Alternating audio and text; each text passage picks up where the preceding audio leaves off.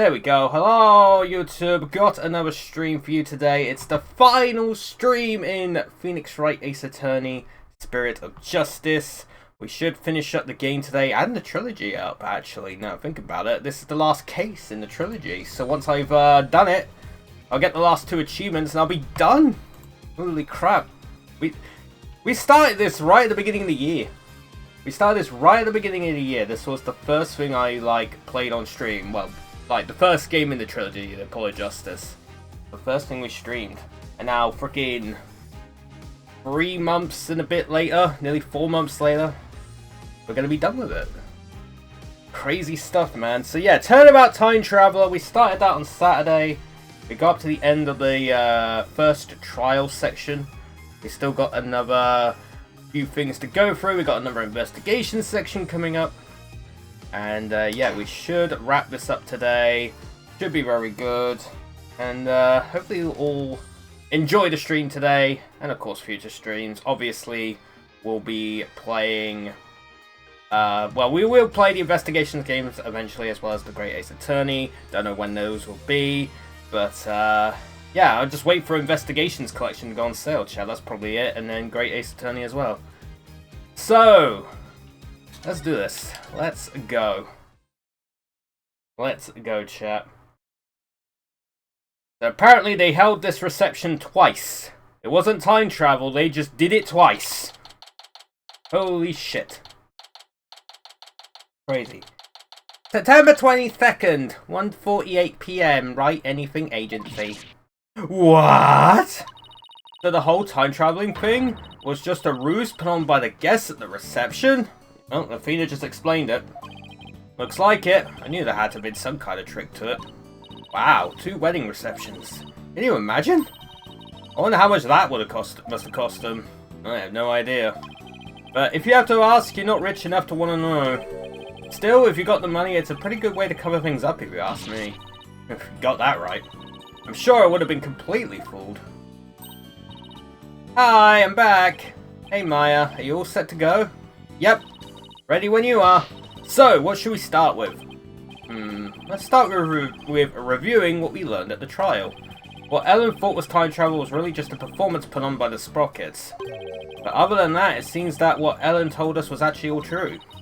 So what really matters right now is the identity of the mystery person Ellen said she saw while she was being attacked. So, who is this mystery person?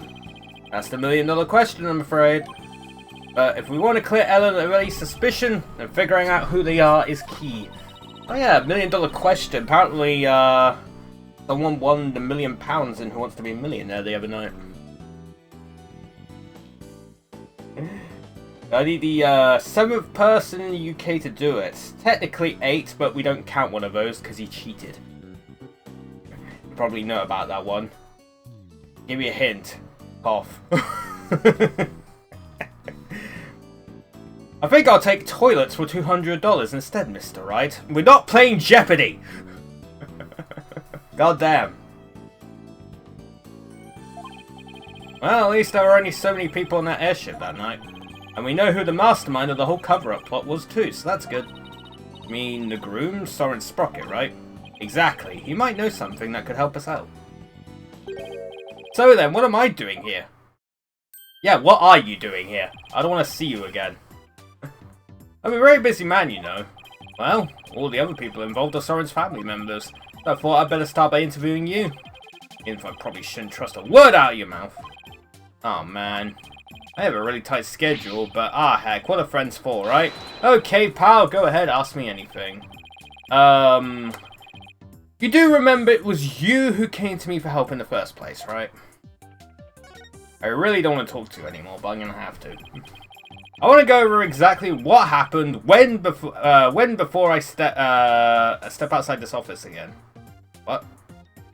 I want to go over exactly what happened when before I step outside this office again. Okay.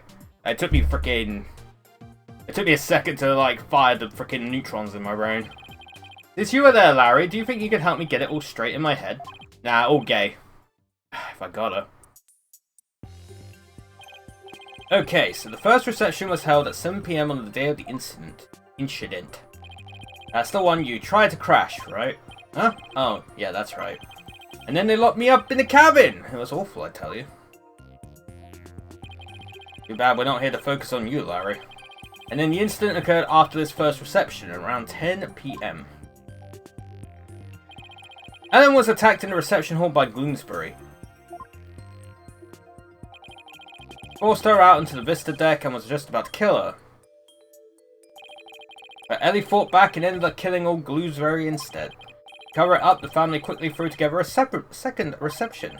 That's what Edgy is claiming anyway. But I know my Ellie didn't do it. The key point here is the mystery person Ellen says she saw strike Bloomsbury just before she passed out. Did you see anybody suspicious skulking around that day? Nope, not a soul. Because I was locked up in a cabin at the time. But you managed to escape and sneak back into the reception hall. That's when you switched the lantern in the event hall with the lantern in the hold, right? Did you see anybody then? Nope, the place was completely deserted. I guess because that Pierce Butler guy had everybody gathered together somewhere. That makes sense, he must have been going over the cover-up plan with them. But clearly, the murder had already happened by the time Larry got out. They must have gotten everything ready fast and had the second reception soon after that. Then after that second reception, Ellie went to clean up the reception hall. Found the body. And as luck would have it, that's when she found the body in the lantern I brought up. Not really luck now, was it? I tried to do something nice for Ellie out of the goodness of my heart, and this happened! We still don't know exactly what happened during the actual murder itself. We'll just have to look into it, along with the identity of that mystery person. The cabin. In the woods. So while the murder was taking place, you were locked up in the cabin. Did you see anything unusual while you were in there? Wait, that pterodactyl thing, right? In the cabin? Let's see. Well, there was that pterodactyl flying through the sky. That's pretty unusual.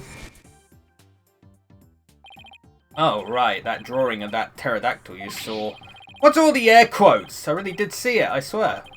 But Larry, the time travel thing never actually happened. Which means you couldn't have seen a real pterodactyl flying through the sky. Uh-oh. Are you doubting the eye of a super popular picture book author? No, I'm just sure you saw something else and mistook that for a flying reptile. Nick, you're making me doubt my own eyes. Now I'm not even sure what I saw.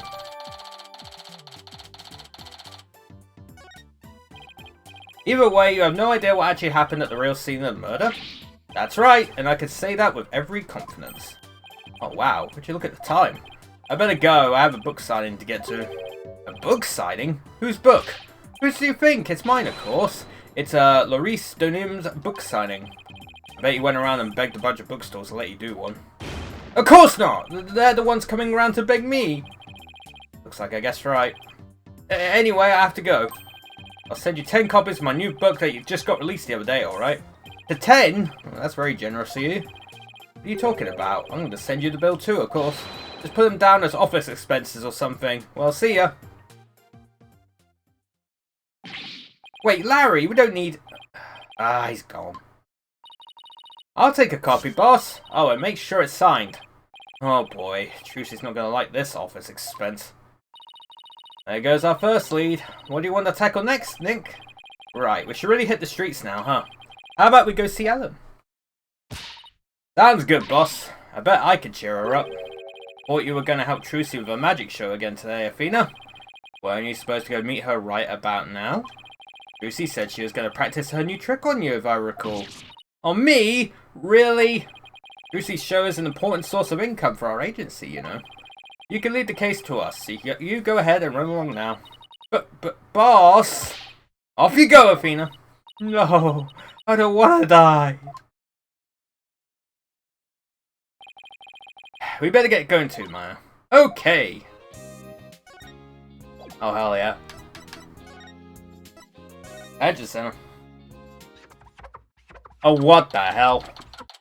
Stop. September 22nd, Detention Center, Visitor's Room. Oh, my poor sweet Soren. I wonder how he's getting along without me. Hello, Ellen. Oh, please don't. Oh, Mr. Wright, what's going to happen with the trial, do you think? Well, first and foremost, we have to hurry up and find this mystery person you saw just before he passed out. Okay. How do you sneak all those things in there? Is your freaking like wedding dress bigger on the inside? Also, you haven't taken that off in like 2 days. Do you think that person could be the real killer? Quite possible. And if we can prove that, we can clear you of all charges. Actually, would you happen to know where Soren is right now? He's usually busy with meetings all afternoon, but he should be home by evening. Okay. I think I'd better go have a chat with him later then. Why am I being treated to a view of someone's underwear? Mr. Wright, don't tell me. You suspect my sweet Soren. Well, he is the one who masterminded the second reception after the time skip. So I thought he might be able to tell us something. How could you, Mr. Wright? You can't possibly think my Soren would never kill anyone. Alright, just calm down. No, not if you're accusing my Soren. Please, I'm not accusing anybody, so please put the pan and ladle down, alright? Really? Cross my heart. So for now, would you mind if I ask you a few more things about the case? I better be careful not to provoke her. Soren? Could you tell me about Soren? There's nothing to tell, he's squeaky clean. Alright, okay. Maybe I should avoid the topic of Soren right now. Let's talk about something else then. Fine, but you won't hear a peep out of me about Soren. Pulling teeth. Could you tell me about Pierce Nachodi then? Yes, he came to Sprocket Manor about a year ago. As the family butler, he's now in charge of everything in the household. Only a year ago? Did he have some kind of special connection with the family? I'm just a maid, so I'm not privy to such things, I'm afraid. It might have been Soren's order, but Pierce is the one who coordinated the whole thing. He's the one who really orchestrated the grand time travel farce. You must have quite a bit of authority in that family. But no matter how good he is at his job, how could anybody gain that much influence in a single year? I really don't know. I mean, he is an excellent butler. Wouldn't that explain it? Is it really as simple as that? Probably not. What you thought was time travel was really just a cover-up carried out by your in-laws. Pierce said Soren was the one who ordered the whole thing. Still can't believe it. Even the second reception was fake. Soren would never use time travel for something like that. Very serious about his time machine research, you know. I heard there's a reason he's researching time machines, actually. Something about something he wishes he could change. But isn't the whole idea of traveling back in time itself a little fantastic? I don't think so. After all, Soren said real time travelers do exist. Again, I mentioned it last time. It's like, if we have figured out time travel in the future, which maybe we have, maybe we haven't. Maybe we figured it out in like the year fucking 5 million or some shit.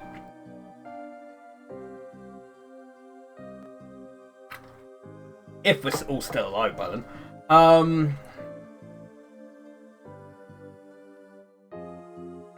Well, I mean, if the human race is still alive, not obviously us, we'll all be dead by then, but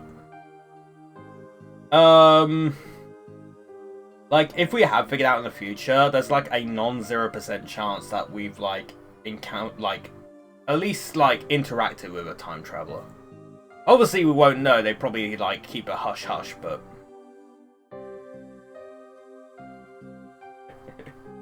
of course, it very much depends on whether we figured out or not. Really now? You think he knows someone who actually travelled through time? That's right. His name is the Doctor. I haven't seen it personally, but Soren said as much. No, I believe it.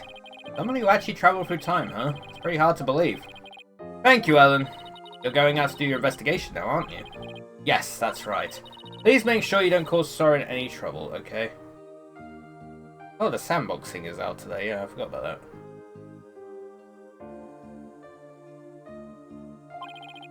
I'm afraid I can't promise you that. What? Oh, it's getting the fucking pan out again. Please, whatever you do, please don't upset my poor Soren any further. I'm begging you. I'll do my best not to cause him any unnecessary trouble. Oh, I couldn't bear it if Soren ever came under suspicion. I'd rather be found guilty myself. Wah! Yikes. Ellen, please, don't work yourself up like this. You don't want Sora to worry, do you? These fucking animations.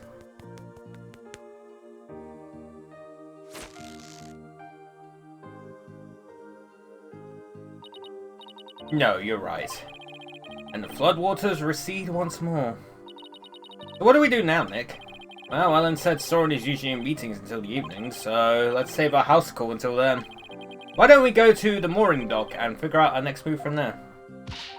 Roger, Nick! Pretty much fucking spelling it out for where you're going.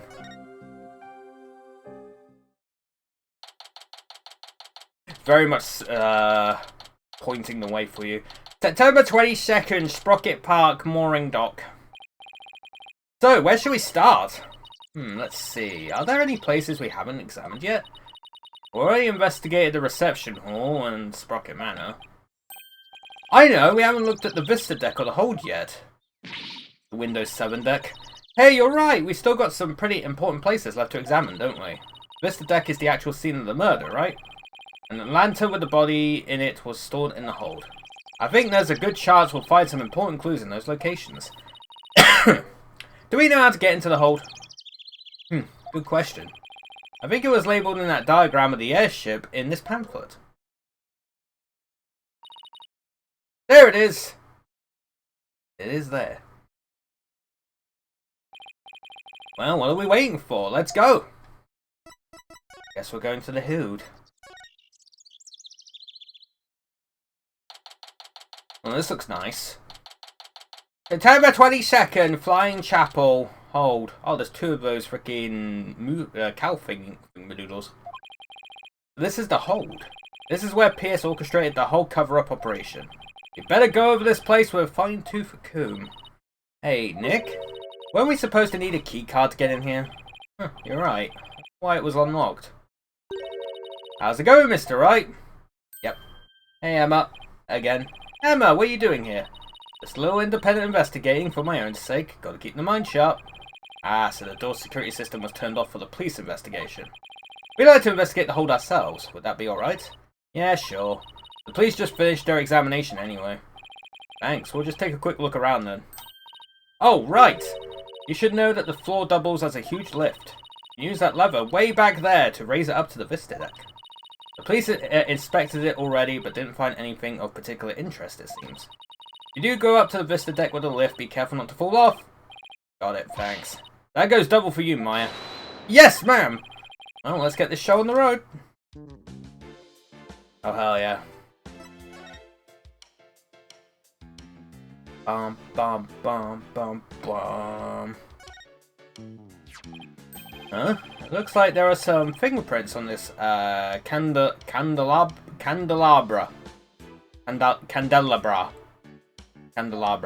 A candle! Yeah, I just got done dusting that. I was able to pull a set of left-hand prints. Do you know whose prints they are?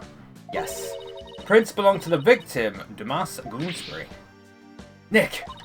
I just figured out something amazing. You did? Get this. If the fingerprints on the candelabra were from his left hand, then Mr. Doom and Gloom must have been left-handed.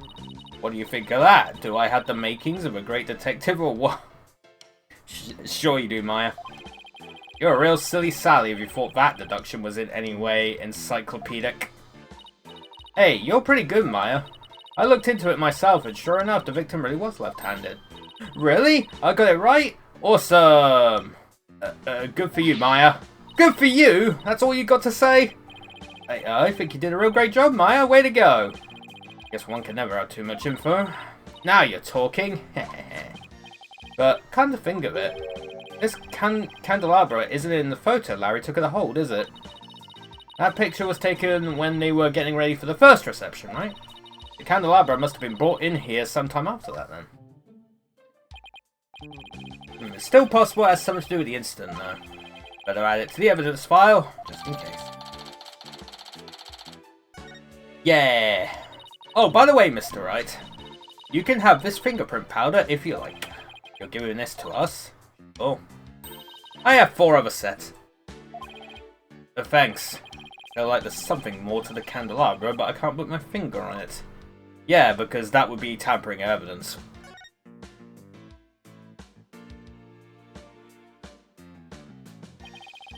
So there are 2 male Pegaball lanterns in the reception hall. That must mean that these 2 are female Pegacal lanterns. Larry got their sexes mixed up when you replaced the one in the reception hall, huh? Didn't you see the horns? The difference is pretty glaring if you ask me. And yet he managed not to notice. That's what makes Larry Larry. And Larry being Larry is why I've seen more than my fair share of trouble for a lifetime. Oh, Mr. Wright? You know that lantern the victim was found inside of in the reception hall? I'm just about to go place it back together so the police can examine it.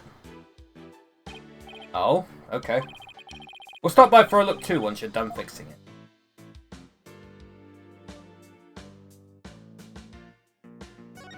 Yo, lever? Lever? Oh look, there's the lever to the lift Emma told us about. Let's try going up on it. I'll go flip the switch. Here goes nothing. Wait, I'm not even on it yet.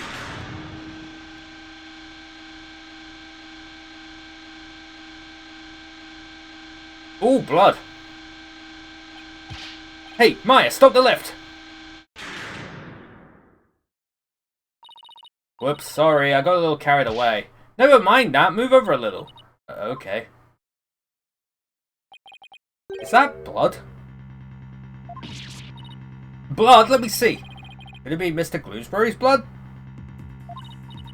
Well, this lift goes up to the Vista deck where the murder took place, so I think that's the most logical conclusion.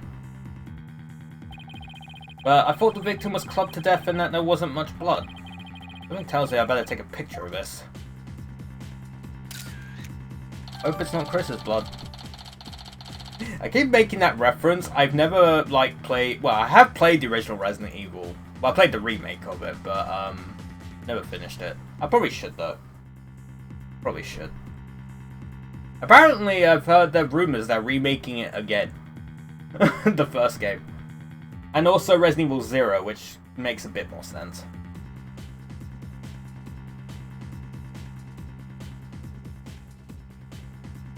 But they're just rumors. I should ask Emma about it some more later. Maya, can you bring the lift back down now? You got it. I'll go flip the switch again. There.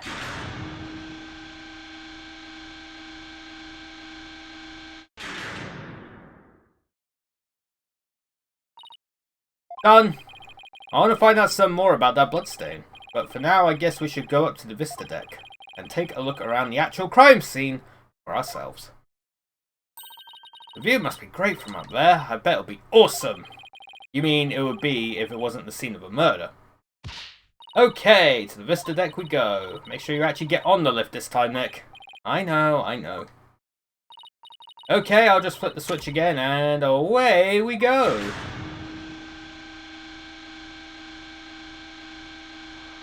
Guess I'm just going up here, huh?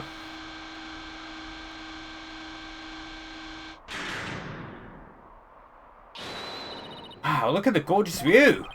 This is where Ellen was attacked and Mr. Bloomsbury was killed. Eesh, one wrong step and it's splat on the ground below. We go investigate the stuff that's a little closer to the edge. Well, I didn't see much of anything over there. The police investigation didn't turn up any clues either, so maybe we don't need to? Oh, I get it. You're scared, aren't you, Nick? Oh, of course not! Come on, let's go back down and finish checking out the hold. Man. Every time.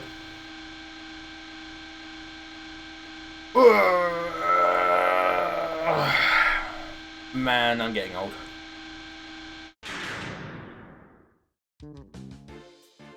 Oh, I guess we're just done. Emma, about this bloodstain, doesn't something about it strike you as odd? What's so odd about the victim's blood? That's not exactly... There's just something about it that bothers me. Now that you mention it, I can't say I necessarily disagree with you. Maybe I should talk about this some more with her. Any progress for your investigation? Nothing conclusive yet, I'm afraid. Almost everybody was involved with the cover-up, so it's hard to know who or what to believe. I know what you mean.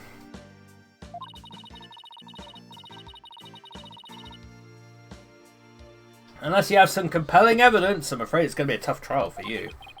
You're telling me. There isn't much time left, so I've just got to make do and see what I can turn up. Emma, can we check out this candelabra a little more? A little more? What do you... Oops! What happened? I almost dropped the candelabra and the candle slipped off. Well, let's be careful with that. It might be important evidence. Wait a minute. Now what? One of the pins that hold the candles is broken. What? There's definitely something fishy about this candelabra. There is? What makes you say that? Call it forensic investigator's intuition. We already dusted this for prints earlier, so let's test it with luminol this time. Knowing Emma, she'd use every test she has at the same time if she could. Just hang on, this will only take a second. I hope this turns up a new lead somehow. Well, Emma, did you find anything? Take a look at this, Mr. Wright. Ooh, what is all that blood doing on there? Interesting. Maybe somebody got hurt while they were setting up for the reception? These pins are pretty sharp. But if one of the pins is broken, it means there was some force involved. You think maybe somebody got stabbed? But nobody reported anything like that. That's quite a bit of blood. I wonder whose it is. If I have anything that might shed some light on that, I should probably show it to Emma. I already did. About this blood stain. What about it? There's something about it that's been bothering me. Oh yeah? What's that? Well, there's the huge bloodstain on the crime scene left and the bloodstained candelabra. Now this is only a guess, but I'm thinking maybe these two bloodstains are from... No, they're different sources completely. One's from the Source 1 engine, the other one's from the Source 2 engine. I'm thinking maybe these two bloodstains are from the same source. I guess that is a possibility. Can we compare the two bloodstains? Would that take a lot of time? Are you kidding? Don't underestimate the power of science. It'll be done in a jiffy. Boom ba dum boom boom ba dum. And the results are in! That didn't take long now, did it? It seems that the blood from the lift and candelabra are from the same person. Interesting. Wonder who that is. It's probably what's-his-face, but still. Well, the victim was clubbed to death and there wasn't all that much blood, but if this isn't Mr. Bloomsbury's blood... Well, that's just a guess, but what if Mr. Bloomsbury stabbed somebody with a candelabra pin? That would explain both the huge bloodstain on the lift and the blood on the candelabra. Oh my goodness, if that's true, then that means there was somebody else present at the scene of the murder! It does, doesn't it? This just might substantiate Ellen's statement about a third person. Emma, could you have this blood analysed? Sure thing! Mysterious bloodstain on a candelabra with the victim's prints on it. This just might be the thing to back up Ellen's memory of seeing a third person. Next up, the reception hall. It might be worth taking another look around in there. Reception hall. The forensics team is in there investigating right now. Oh, they are?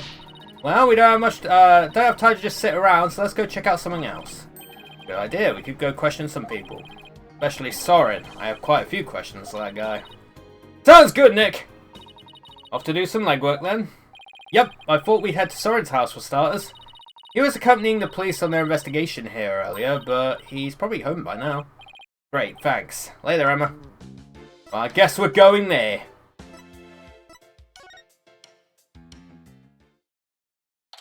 Alright, Soren. You're the name of a verb horse. Although that's Soren. Very funny. September 22nd, Sprocket Manor foyer. I can't get over how gorgeous Sprocket Manor is. Don't touch anything. I wasn't going to. You was definitely going to. I was told I had guests. Thank you for seeing us, Soren. We know you're busy. We'd like to ask you a few questions about the case, if you wouldn't mind.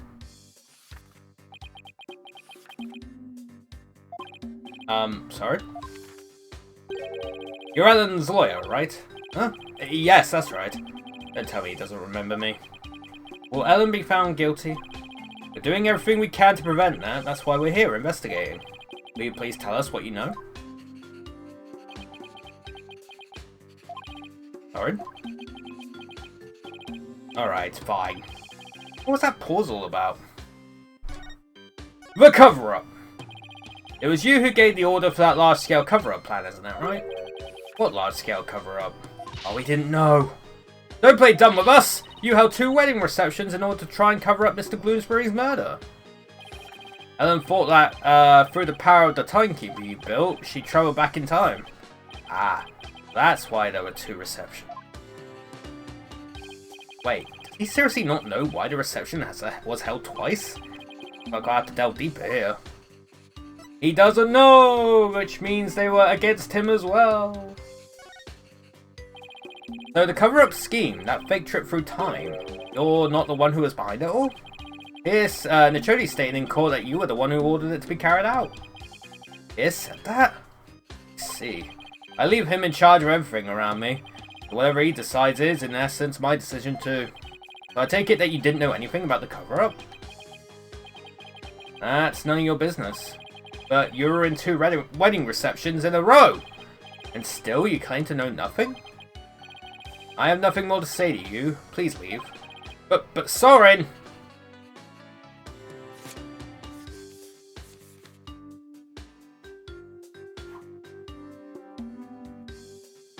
They really like the animations, don't they?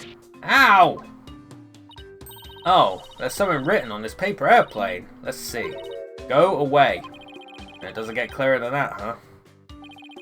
He's looking especially uncooperative, but maybe I could grab his attention somehow. There's still that one piece of evidence I don't know much about. It's worth a try. Again, it's very much pointing the way for you, isn't it, with this?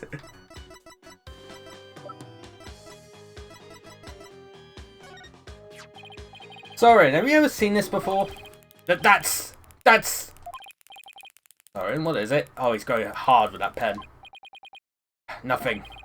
Why did his whole demeanor change all of a sudden? Gone pale as a ghost, too. God. Soren! Nick, look at his stomach, he's bleeding! Somebody help! Soren's collapsed! Master Soren! Get him to the hospital, quickly, now! I wonder if it's Soren's blood then. I wonder if he got stabbed. Soren, that must be one serious wound. What is it, Nick? Well, when I showed him the candelabra, his whole demeanor changed. I was just thinking that maybe his injury is... Huh? What's this? It's Soren's notebook. He must have dropped it in the rush to get him to the hospital.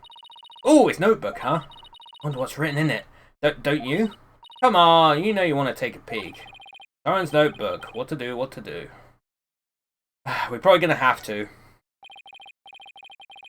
I feel guilty snooping around in somebody's personal notebook, but maybe we should take a little look-see. Whoa, it's filled with big words written in tiny letters. Thanks, Phoenix. I guess he uses this notebook to write down his invention ideas? We already figured that out. Huh? What is it? Did you find something? After March 8th of last year, the content of this notebook changes dramatically. Like, how? Well, ever since that date, Soren's been writing down every detail of his life. As in, every. Maybe he decided to start keeping a diary?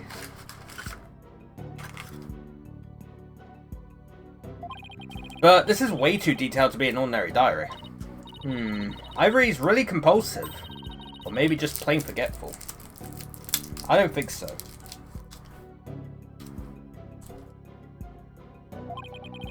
But is it really as simple as that? I felt like something happened on March 8th that made Soren change. Well, why don't you let me take a look at that and I'll tell you. Hey, Maya, let go, we'll rip it. Eep! Now look what you did, you dropped it. You should have just let me take a look. How is this my fault? Oh no, Nick. Ack, it fell into that pool of Soren's blood. Can't read a thing on those 2 pages now. Uh-oh. You're gonna get it now. Ugh. I guess it really is my fault after all. Let's just put it away carefully for now. We can't let anything else happen to it, you hear? Huh? Hey look, there's something sticking out in the notebook. It looks like a newspaper article. Let's see. about the car accident Soren's sister died in. It happened on March 8th. That's the day Soren's notebook completely changed. Oh, wow! What else does it say? It says the driver at the time of the accident was Damask Gloomsbury. It says Soren was in the car too, and that he had sustained severe injuries. Just like Pierce said. Soren completely changed after the accident. There we go. No shit, Sherlock. So Gloomsbury was driving the car when they got into that accident. That opens up the distinct possibility of Soren holding a grudge against Gloomsbury. You think Soren could have? I don't know. It's not like I have any proof. We should talk to Pierce about this when we return Soren's notebook to him. Though he doesn't seem to be here right now. Maybe he's at the Flying Chapel. Probably!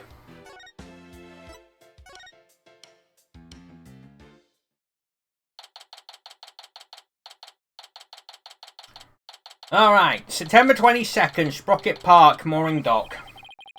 I hope Pierce is around here somewhere.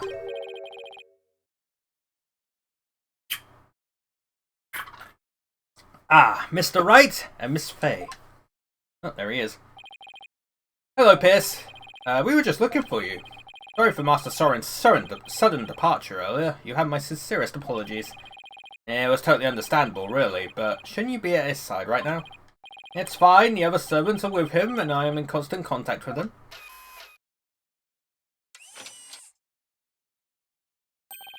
Do not forget to give him his pain medication, and be sure to keep him hydrated. Also, see to it that he is not up and about.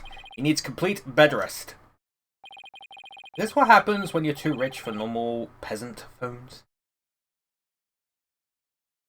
Man, I want one of those fucking flip phones, chat. They're bloody like foldable like screen phones. I know they're very gimmicky and shit. I get that, but it just reminds me of like the old flip phones back in the day, and it's just like, man, I can't help but love them. I can't help it. I can't help it. I used to have like one of those like Motorola like flip phones back in the day. It just reminds me of a simpler time, and I'm just like, man, I actually kind of want one. I kind of want the MacBook Neo as well. Kind of cool that of all companies Apple decided to do that. I know there's not a lot of like RAM in it and shit, but I mean, you've seen the price of RAM nowadays, and the price of fucking SD cards. You should have listened to me on Saturday rambling about SD cards, because I found out how expensive they are nowadays. Are they still the same price? I've got to look now. I wonder if they've actually changed it.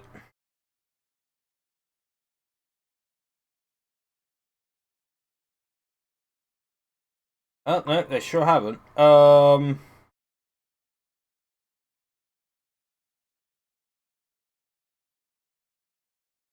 Yes, let me get one from Temu. I'm sure that's going to go well. But yeah, still the same fucking price. That's crazy. Although you can get the same one for at least £100 cheaper at Curry's. That's nice. Oh, I got it for half that price before fucking Christmas. Fucking crazy. Anyway. I must return to Master Soren now, but did you want something of me? Actually, here's Soren's notebook. He dropped it when he collapsed. I hope Pierce doesn't notice the bloodstain. Oh, thank you very much for this. I will see to it personally that Master Soren gets it back. Thank you. Soren's notebook gave into Pierce. I trust you did not look inside? Oh, of course not. Because it is filled with numerous patent-worthy ideas, you see. Look, I know you're busy, but would you mind if I asked you a few questions about the case? Well, as I said, I must be getting back to Master Soren. So if you could make it quick, I would greatly appreciate it. Alright, I'll make this as quick as I can. We'll just wait here for a good, half an hour. Kidding. I'd like to ask you about the cover-up you tried to pull off, if you don't mind. I told everything there is to tell in court already. Disposing of anything that may harm the Sprocket family's reputation is simply a part of my job. Sounds like a lovely job description. I have nothing more to say on the matter. I will say I do not think it's wise to spend time on topics that have already been discussed. Right. The accident. Pierce, could you tell us more about this accident? Where did you find that? And did I not already tell you about that accident? You did, but you conveniently left out one crucial detail. The fact that Dumas Bloomsbury was driving the car at the time. Oh, did I not mention that? I suppose it simply did not come up then. If Mr. Bloomsbury caused the accident, why didn't the Sprocket family fire him? Wouldn't that usually be the natural consequence of such a huge mistake? Please do not misunderstand. Bloomsbury stayed on with the family. On Master Soren's request. What? That is the type of person Master Soren is. Perhaps it was the influence of Miss Selena's kind nature. She was such a sweet person that even in her last moments she thought of Master Soren. Not only did Soren not hold a grudge against Gloomsbury, he insisted on keeping him on. Now I really don't understand how that guy's mind works. So, you were present for Selena Sprocket's last moments? Yes, in my professional capacity. The accident happened on the way to a certain party. What kind of a party was it? It was Miss Selena's engagement party. Bloomsbury's injuries were minor, but Miss Selena's and Master Soren's were critical. They were brought to the Sprocket family's regular hospital. Wow, to have such a terrible thing happen on what was to be a day of celebration. Thanks to the surgeon in charge, Master Soren pulled through, but Miss Selena, she didn't make it.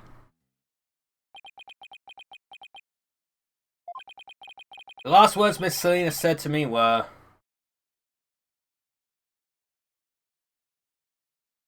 "Please help Soren." Ever since then, I have attended Master Soren and tried to help him in any way I can. I see. Selena's fiancé must have been devastated. The shock of losing Miss Selena was so great, he quit being a surgeon. He was a surgeon? Wait, but the surgeon who tried to save them both, was he... Yes, he was Miss Selena's fiancé. What a terrible tragedy. How awful. So, where is her fiancé now? Good question. I thought that sometimes myself. So, Selena had a fiancé. I'd like to find out more about him, but I doubt I'll find him anytime soon. So, are we done here? I'm afraid I must be going. Could you please just tell me a little more about Soren? He shouted at the dog. There is nothing more to tell. I can't seem to get any real answers out of him just by asking questions. But there is that piece of evidence I still don't know much about. Maybe he'll be able to tell me something about it. Once again, pointing you in the right direction. It likes doing that. It's a bit hand-holdy. Pierce, have you ever seen this candelabra before? No, I don't know anything about it. Yep. Cyclock! Magatama reacted. Pierce must be trying to hide something from me. I have to break those Cyclocks and find out what. Take that! Take that! Just showed my fucking Magatama. Yell in his face. Pierce's secret. Pierce? You're hiding something from me about this candelabra, aren't you?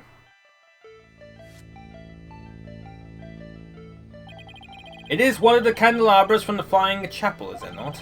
Is there something special about it? Actually, yes, there is some blood on it, you see. I think the blood might belong to this person. It belongs to Miles Edgeworth! Take that! Of course, it's Soren. Soren has a rather nasty wound on his body, doesn't he? Ugh. Yes, Master Soren is indeed injured. Are any of the other people involved in this case injured? Not as far as I know. I see. Then let me ask you this, Pierce. Do you suppose Soren could have been more directly involved than you're letting on? What in the world would make you think that? Oh, I got my reasons. Mr. Bloomsbury's fingerprints were found on this candelabra's stem, which leads me to believe that Mr. Bloomsbury stabbed Soren with it. You cannot possibly think Master Soren is the one responsible for the murder. I don't have any conclusive evidence of that at the moment, but I do think he had a motive. This proves that Soren had a motive to kill Mr. Bloomsbury. Be the article, right? Take that! Even though it was an accident, Mr. Bloomsbury was the man responsible for taking Soren's sister away.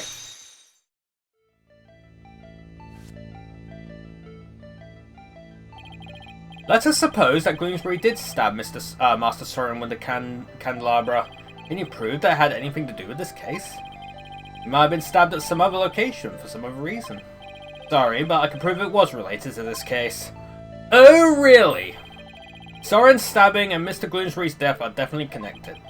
Are they now? This is a piece of evidence that ties Soren's injury to Mr. Bloomsbury's murder. Take that! A bloodstain was found on the side of the lift that goes between the hold and Vista deck. Its blood matches the blood that's on the candelabra. I obtained the results straight from the police, so I can assure you this information is correct. This bloodstain on the lift indicates an important fact. It shows us that Bloomsbury wasn't there. It actually wasn't him. Someone else got murdered. Soren's blood is on the lift, which can only mean one thing. He was there, wasn't he? Soren was at the scene of the crime.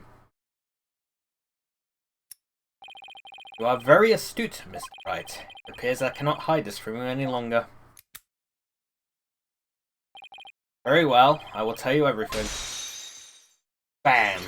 Imagine if the locks are real and they just end up like fucking stabbing someone a million miles away. When they explode. Did you tell me about Soren's injury? Very well. This is what I heard directly from Master Soren himself. As you surmised, Master Soren was stabbed by Bloomsbury on the day of the murder. It happened after the first wedding reception. The happy couple was in the reception hall when suddenly Bloomsbury appeared. He attacked Miss Ellen and tried to take her away. Master Soren went to stop him and found himself in a struggle with Bloomsbury. That is when Master Soren was stabbed with the candelabra, he said. Even though Master Soren was badly injured, he went after Bloomsbury. The Soren really was at the scene of the murder, wasn't he? Yes, that is correct. However, by the time Master Soren arrived at the scene, Bloomsbury had already been murdered. It appears as saying that Soren was at the crime scene, but that he didn't have anything to do with the murder itself. Even still, why did you try to keep such an important piece of information from me? I am very sorry. Master Soren's injury and Bloomsbury's murder were not directly related, so I decided not to mention it, so as not to unnecessarily complicate the investigation. Now then, I am sorry, but I am afraid I really must go now. Please excuse me. Thank you for your time. And off he goes. He should have just told us everything in the first place and saved us all a lot of time. Yeah, but I guess it isn't that simple for him. He is the family butler after all. Trust me, like, that's just like the freaking whole thing with Ace Attorney. It's like, no one tells you anything right from the rip. It's just like, hey, you gotta punch holes in them. Prick holes in them until they freaking concede. He sure didn't make our job any easier though, did he? But at least we learned something new. Soren was at the scene of the crime. Gonna do the time. That's true. One step forward is better than none. So, what next, Nick? Let's see. Forensics team might be done investigating the reception hall by now. Let's go check it out. Once again, it's holding your hand. Sounds like a plan. That's probably the downside of this freaking case so far. It's very hand-holdy. I know, like, some of the other cases in this game were kind of hand-holdy. This is very hand-holdy.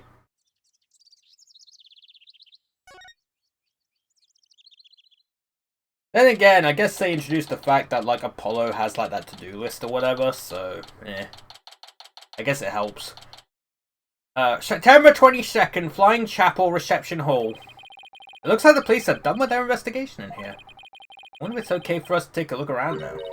Oh, hi, Mr. Wright. It's Emma. Hi, Emma. Would it be alright if we investigate in this room now? Sure, the police are all done, so go for it. Oh, remember that broken lantern? I restored it to perfection. I have to say, it's some of my best work. Sounds like the repair job was a resounding success. Thanks, Emma. We'll take a good look at it, too. Well, I have to be getting back to the station. Try not to mess up the crime scene if you can help it. We'll be careful. I'll be seeing you. Bye, Emma, and thank you. Well, shall we get started? Yo, let's examine. What is that? This is where the murder weapon, the timekeeper, was displayed. I guess it's in police custody now. Huh? What's this? A key? Let's ask the maid about it. Oh, good idea, she might be able to tell us something. Excuse me, could I ask you a question? Oh, of course. What would you like to know? Do you know anything about this key? It's the key that starts up the timekeeper. Startup key? That's right. Oh. The first startup of love ceremony was so beautiful. The bride and groom each had a symbol of their love, and when they put them together, oh, how romantic it was. Key of love, added to the court record. First startup a love ceremony? What exactly did that entail? Oh, it's a ceremony in which the couple activate the timekeeper together for the first time. I suppose it was kind of like a cake cutting ceremony. What are the symbols of their love you mentioned? Well, that's kind of an industry secret, so I can't really say. Sorry, I'd better be getting back to my work. Looks like there's an order from above not to talk about it. Is that it? Oh boy.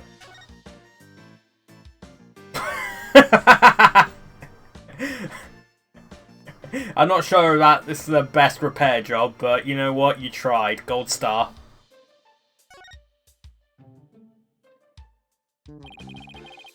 Here's the broken lantern all patched up, and I do mean patched. Well, actually, I guess I shouldn't have laughed at that. It's not terrible. Emma said this was some of her best work, so I know she put a lot of effort into it. There's a lot of tape. But hey-oh. It was pretty smashed up. It must have been a lot of work to piece it back together. Well, she gets an A for effort anyway. Yeah, it's definitely more effort. Huh? This wheel handle on the back has some blood on it. Looks like somebody gripped it with a bloody hand. Maybe the blood got there when the killer was putting old Doom and Gloom's body inside? I like how they keep calling him Doom and Gloom. Do you see anything else worth noting? Well, there's another one of those lanterns over there. So it might be a good idea to really compare the two later. Something about it still seems off. Yeah, it does.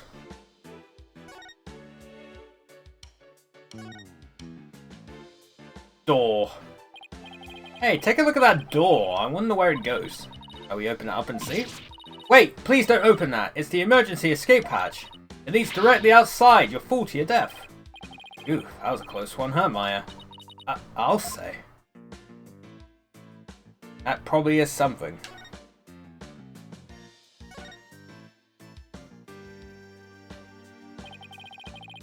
This is the unbroken peggable lantern.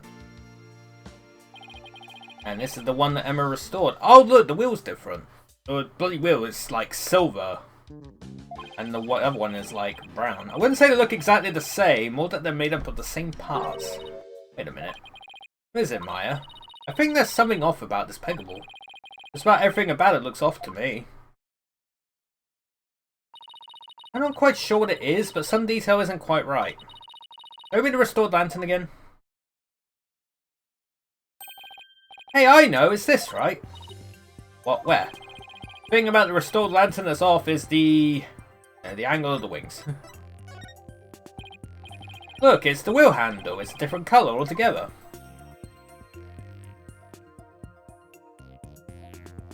Oh, it's on the inside. Emma got the inside and outside wheel handles switched round. Wow, you're right. And there's blood here on this handle, as if somebody gripped it with a bloody hand. Right, which means that the blood got on the handle from inside the lantern. Was he not dead immediately? Do you think the blood got there when the killer was putting the body in the lantern?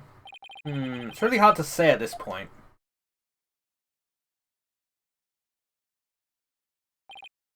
Phew! Well, I think we checked out everything relevant to this case. What are you two doing here? Wait, what are you doing here? Yeah, what are you doing here? Soren, shouldn't you be resting in bed? You're injured. How do you know about that? Never mind. My notebook. Have you seen my notebook? I can't find it anywhere. My notebook! I need my notebook! What's the matter with him? Notebook, I have to have. Master Soren! Master Soren, I told you to stay in bed. My notebook! Here you go. Uh-oh. Yes, this is it. Soren gets emotionally unstable about that notebook of his. He's gonna notice the bloody pages. Phew. Like he's calmed down now. Soren, do you mind if I talk to you for a minute? I cannot allow you to do that. What if his wounds were to open up again? He needs to rest. I guess you're right. Now, if you'll excuse us. Master Soren, let us retire. Alright. There they go. This is right. I guess he really isn't in any condition to be questioned. Well, let's go back to the agency and sort through what we learned.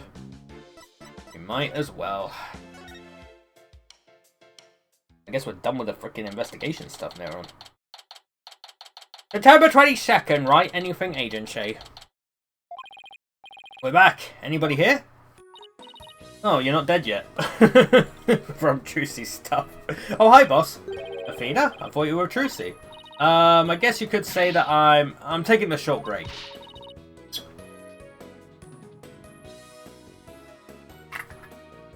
But enough about me. What about the investigation? Did you find out anything?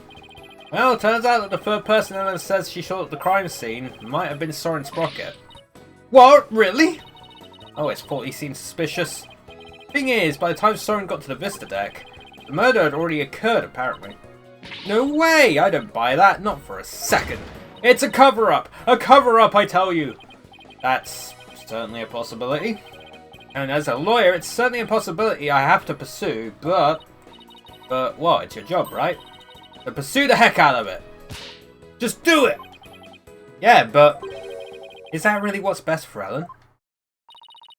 Soren could be found guilty if the truth comes out tomorrow, but if we don't pursue this possibility, Ellen could be found guilty instead. Oh man, either way, it sure doesn't spell out happily ever after for the two of them. So what are you gonna do, Mr. Wright? I can't let an innocent person get convicted, so I guess all I can really do is pursue the truth. Even if it ends up devastating Ellen. What a tough call to make. Sure is. But still, there's always a chance, right? Maybe something will come up during the trial that will save their marriage. Hope so. I really do. Well, Maya, let's go. Breaking the news to Ellen, you mean? Yep. Mr. Wright, please take me with you. I bet I could help you counsel Ellen for this piece of bad news. Athena, I appreciate the offer, but don't you have somewhere else to be? Do I? Athena, what are you doing here? I've been looking all over for you. Come on now, let's get back to practicing. No, wait! My body can't take it anymore. But boss, you gotta help me! A lawyer always keeps their promises, Athena. But boss! Poor Athena. If you bail on me one more time, Athena, I'm gonna use a real blade on you. Eek! Sorry, Athena, but somebody's gotta do it. Better you than me, though. Hang in there, kiddo. Come on, Maya. We better get going. Oh, this should be fun. Hey, your fiance might have done it. Sorry. September 22nd, Detention Center Visitors Room. She's not going to take this well. Oh boy. Hello, Ellen. How did your investigation go, Mr. Wright? Before I answer that, I need to ask you something. Was Soren with you when Mr. Bloomsbury attacked you in the reception hall? Sorry I kept it from you.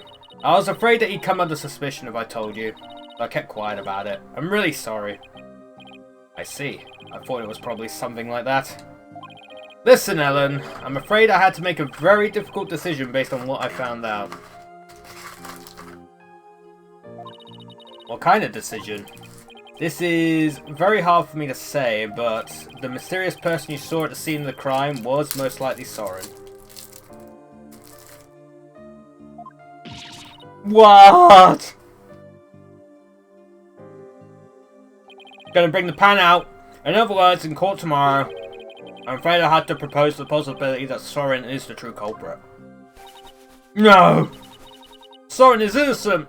No! Don't you see, if I don't try to pursue that line of thought, you'll be found guilty. No! No! No! Please, Ellen, calm down. Wow!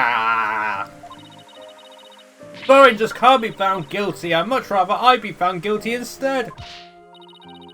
Ellen, you can't let yourself think like that. But, no! Marriage is for life, right? Do you really think you can run away from the truth and still be truly happy with him? Wow! You're not married, so how can you possibly understand? I mean, you're not either. Sometimes you just gotta do whatever it takes to make things work. But, Nick, you talk to her. Hey, don't just dump this all on me. Mr. Wright, I'm innocent and Soren is too. So please, prove our innocence in court. I'll certainly do everything in my power. I just hope she doesn't lose control like this in court tomorrow.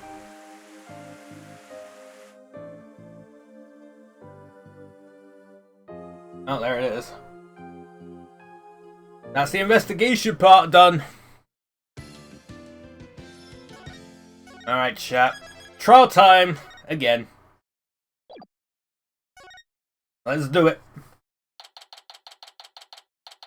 September 23rd, 8:50 AM. District Court, Defendant Lobby, number 3. So the one thing we found out yesterday is that Soren was there at the crime scene. I hope I can get some testimony from him that'll get to the heart of the matter. Mr. Wright.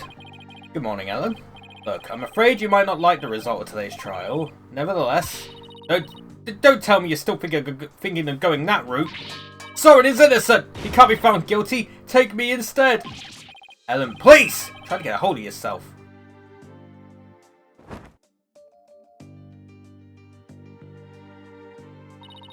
I believe in Soren with all my heart, so how dare you doubt him? Regardless of which one of them is found guilty today, it's going to be devastating for Ellen, isn't it? We'll just have to do everything we can. That's the best we can do, you know?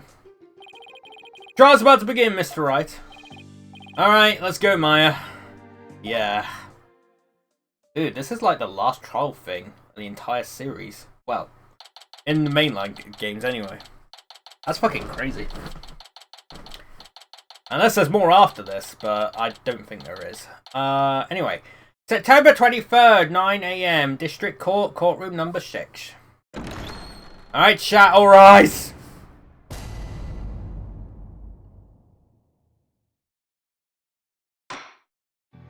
Court is back in session for the trial of Ellen Wyatt.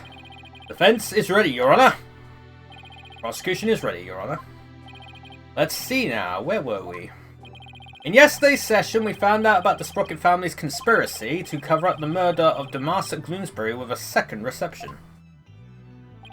Taking advantage of our collective shock, the defense as usual made a nonsensical claim. Namely, that there was a third person present who struck the victim. Objection! Hey, don't try to make it sound like I made it all up. The defendant herself made a statement about the existence of a third person, and further investigation has only proven her statement to be true. Then I presume the defense intends to focus on proving the identity of this third person. Is that alright with you, Mr. Edgeworth? Indeed, Your Honor.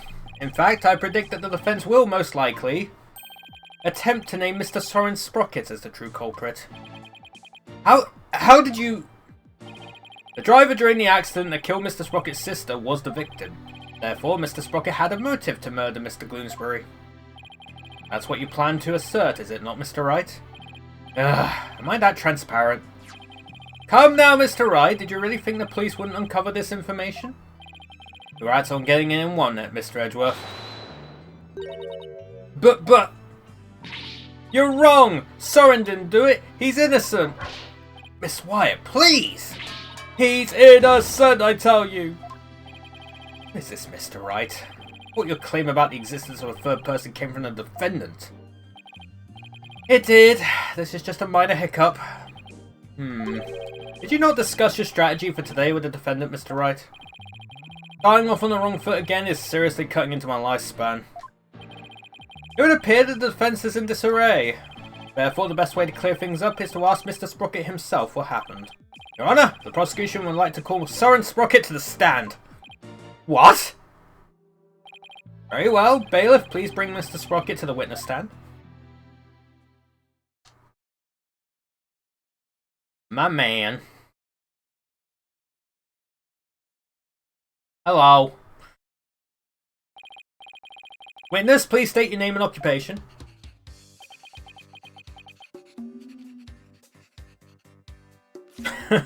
Paper plate.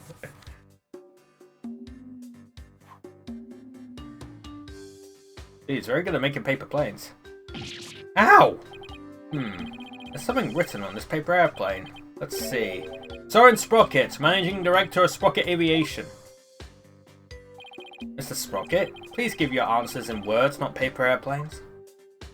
Can we pretend that airplanes in the night sky are like shooting stars? Now then, Mr. Sprocket.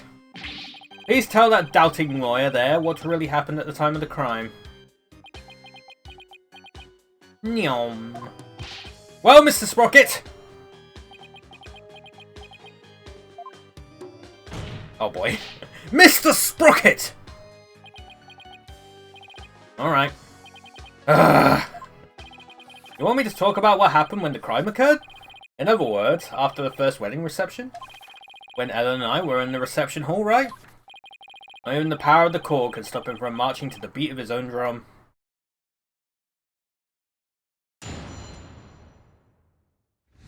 Alright. What Soren remembers. I was stabbed by Dumas in the reception hall and I collapsed to the floor. Next thing I saw was Ellen and Dumas on the Vista deck. I knew Ellen was in danger, so I headed for the Vista deck. But when I got there, Dumas was already... I don't want to believe it, but it must have been Ellen. Nothing else makes sense. Wait just a minute here. You actually think Miss Wyatt killed the victim? That's right. Dumas was killed by Ellen. Believable. How can you suspect your bride, the woman you love? Objection!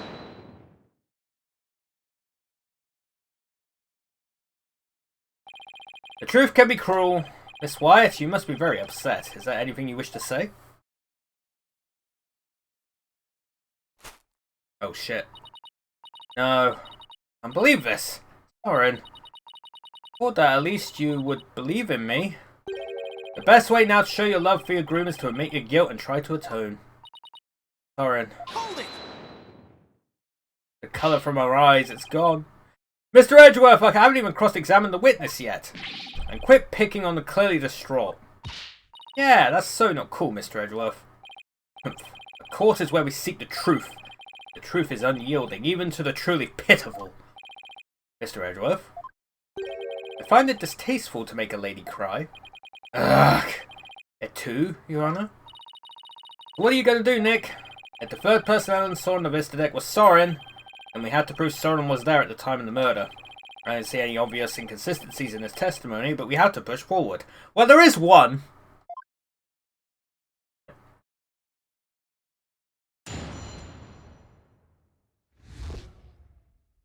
What Soren remembers. Wasn't there like a record thing of people who entered the hold, and Soren wasn't on that list? If I remember correctly, it was frickin' the butler, the victim, and Ellen. Hold it! Are you absolutely sure, Mr. Sprocket, that by the time you got to the Vista deck, the murder had already been committed? Yes. But the Vista deck is just on the other side of the glass windows in the reception hall. That, you have been able to get there right away. Objection!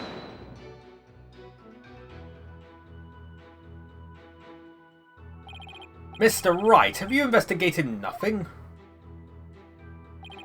The only way to the Vista deck is to go to the hold and take the lift.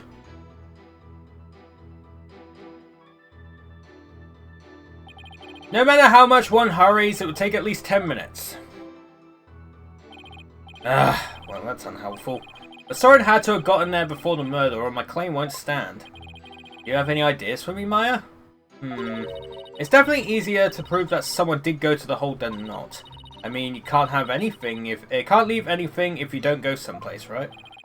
Can't leave anything. Wait a minute. I think Myra's onto something here. The lack of a certain something actually proves that Soren didn't go to the hold. What's the matter? Are you stumped already? No, I'm far from stumped, Mr. Edgeworth. I know for a fact that Mr. Sprocket didn't go to the hold. Humph, you and that, your paper-thin bluffs. Mr. Sprocket's bloodstain on the lift proves he went through the hold. So what possible proof could you have that he did not, in fact, go through there? You want proof? You got it. You do this, Phoenix. There's gotta be proof that Soren didn't go through the hold. Well, Mr. Wright? I mean, obviously there is.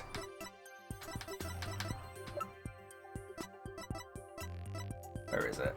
There. Take that! As anyone can see from the hold entry record, there's absolutely no mention of Soren Sprocket entering the hold. The defense asserts that Mr. Sprocket used a different route to get to the Vista deck. You can assert all you want, Mr. Wright, but can you actually prove another route exists? Now prove the existence of another route to the Vista deck. Sure. I can prove it! Even if it's just a bluff, I have to present something! Anything that could prove the existence of a faster route to the Vista deck. Very well then, Mr. Wright. Show us how Mr. Sprocket got to the Vista deck. Mr. Sprocket made for the Vista deck through here. Take that! To save his bride from danger, Mr. Sprocket opened the escape hatch and made his way along the outside wall to the Vista deck. Isn't that right, Mr. Sprocket?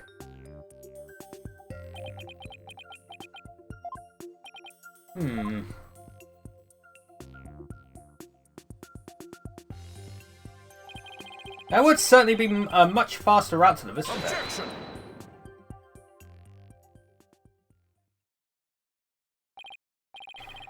I'm disappointed, Mr. Wright. Is that really the best you can muster?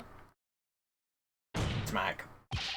That escape hatch is not meant to be used to get from the reception hall to the Vista deck. One slip, and that's all it would take for Mr. Sprocket to plunge to his death.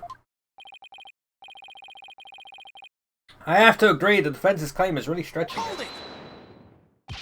I understand how it sounds, Your Honor. But at this point, it's too early to definitively say that he didn't go that way. That's what you're going with then, I take it?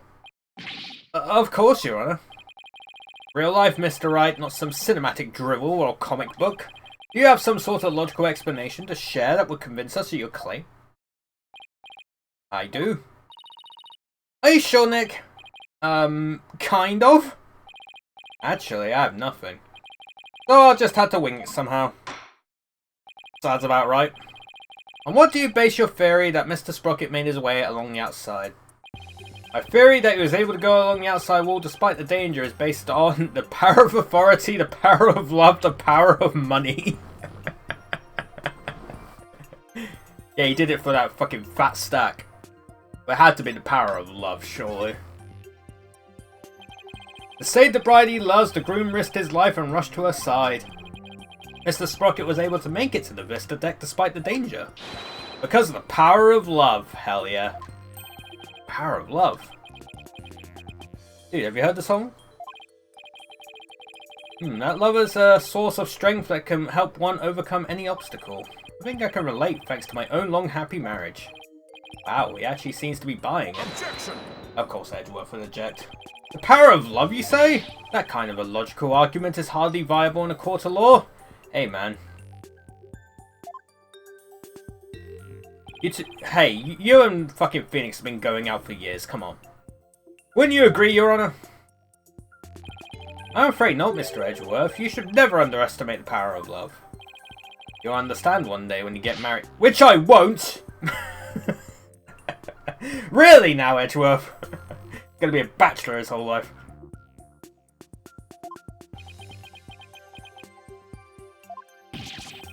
Exactly what is so wrong with wishing to remain unwed? Better set him off, Your Honor. Never mind all this unscientific nonsense. Are you aware, Mr. Wright, that at the time of the crime, there was a huge propeller turning at full speed between the hatch and the vista deck? Even if the person were to go outside through the hatch,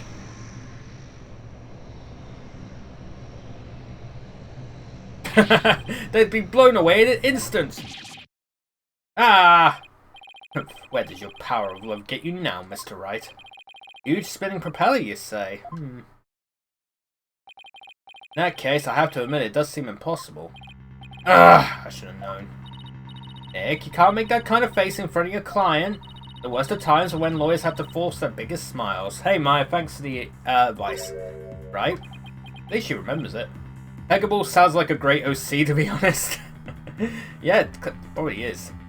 Probably a type of like furry OC. I mean, I'm a Pegasus. I'm a very large Pegasus, so I'm kinda there. I'm not really a bull though. I'm just very, very large. Right. Pegasussy. I'm a sussy baka. That's me. I feel like I just saw Mia looking out at me through Maya's eyes. What's wrong, Nick? Why are you gaping at me like a giant sunfish? That's the comparison you make, Maya? I am a very large Pegasus, though. I can prove it.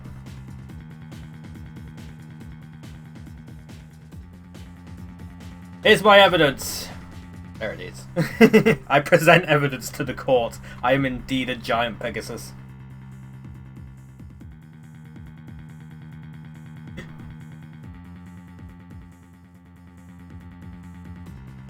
But yeah. Thank you, Maya. You just helped me remember something really important.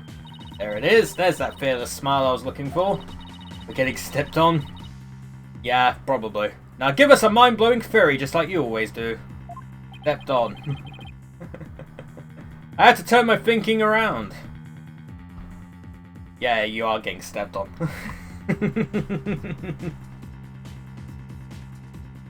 But that's me, I'm the macro horsey. The very large haunts. A nice stream. Instead of wondering how Soren could have moved past that huge propeller, I had to think about what would have made it possible for him to do so. Your Honor, Mr. Wright only makes that ridiculous face when his back is pressed against a wall. Therefore, please do hurry and give your ruling before... Mr. Edgeworth! It's still far too early to discount my theory. What are you talking about? The airship's large spinning propellers have already shredded it to pieces. But if we think a little more outside the box,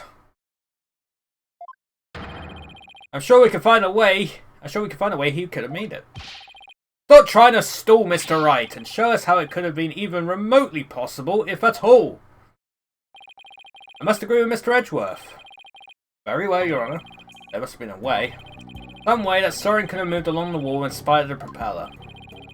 Now then, Mr. Wright, what specifically would have made it possible?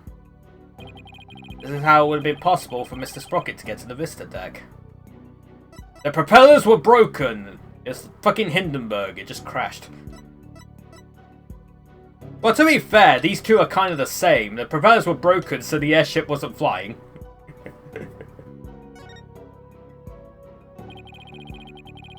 Well, allow Mr. Sprocket to go along the outside wall in spite of the propellers. It's the location of the flying chapel at the time of the crime. The location of the flying chapel? But wasn't it flying high in the sky? No, Your Honor, I'm afraid it wasn't. What? Then when was it? At the time of the murder, the airship wasn't flying through the sky.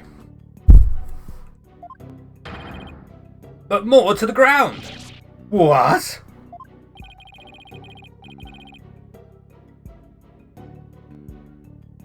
And if the airship wasn't flying, then that means the propellers weren't turning. The world was turning, though. Look at him go. Can you see? I like the pencil-like things. Infinite pencil! In which case...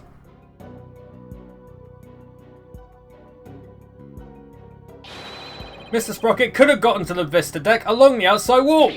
Isn't that right, Mr. Sprocket? Urgh!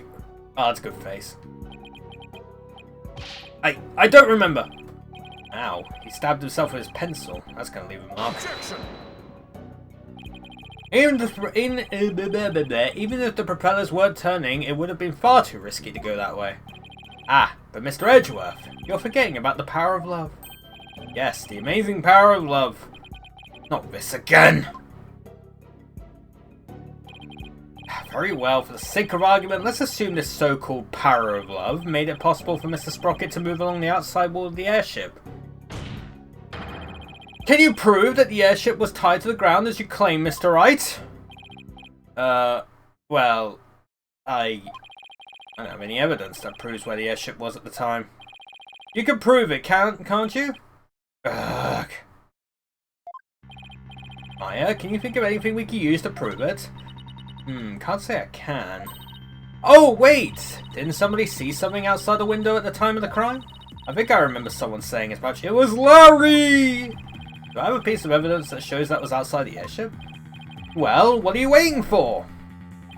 This piece of evidence shows what was outside the airship at the time of the crime. Oh my god, Larry's actually useful. Take that. This piece of evidence shows that what was outside the airship at the time of the murder. What kind of lousy drawing is that? It's a drawing made by Larry Butts. And what can you prove of that poor attempt at artistry? Hey man, at least it's not an AI drawing. Larry made this drawing before he switched to lanterns, so it must have been right around when the murder was being committed. Now, if I could direct the court's attention here.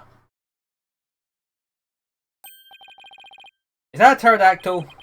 Does that mean that the airship actually went back in time to the Cretaceous period? Objection. We've already proven that time travel is nothing more than a gimmick, did we not? We did, and I have no intention of bringing up that argument again. This drawing shows us an important piece of information. It shows us that the airship was actually moored on the ground. And what makes you so sure? That's easy. All you have to do is consider who made this drawing. The idiot.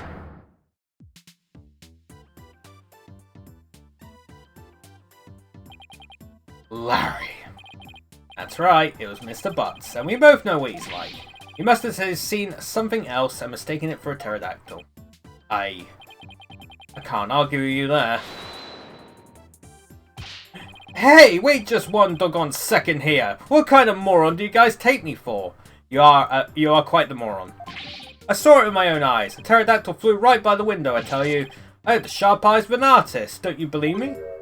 No. I love how blunt Edgeworth is sometimes. Oh, Edgeworth, I love you. Nick! Nope! They're both in agreement. It's like, you know what? We agree on this thing for once. You're an idiot. What friends you guys are. What about the judge? You believe me, right? Your Honor, please tell me he's also on it too. I'm sorry, but I'm afraid you need to leave this courtroom. Bailiff, if you would. Come on, buddy, let's go. Why doesn't everybody believe me? That was pretty funny. Don't take it personally, Larry. I know you're just being, well, you.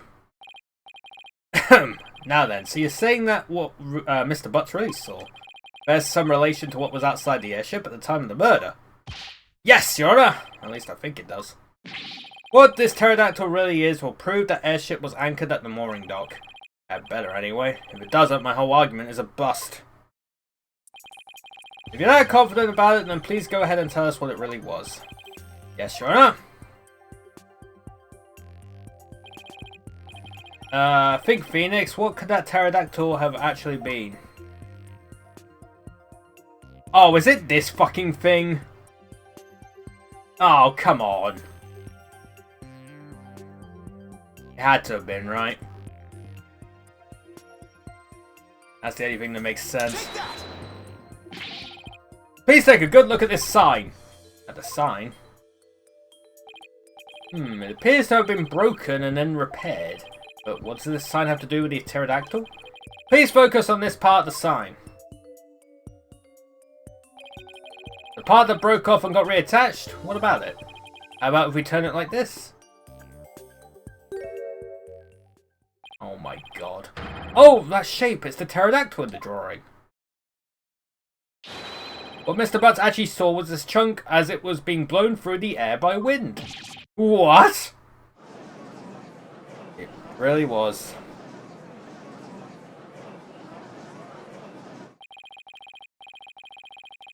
On the day of the murder, there was some heavy winds in the area of the mooring dock, but it's hard to imagine that this sign would make it up as high as an airship would fly. That means the flying chapel must have been anchored at the mooring dock that night. Isn't that right, Mr. Sprocket? Ah! Objection!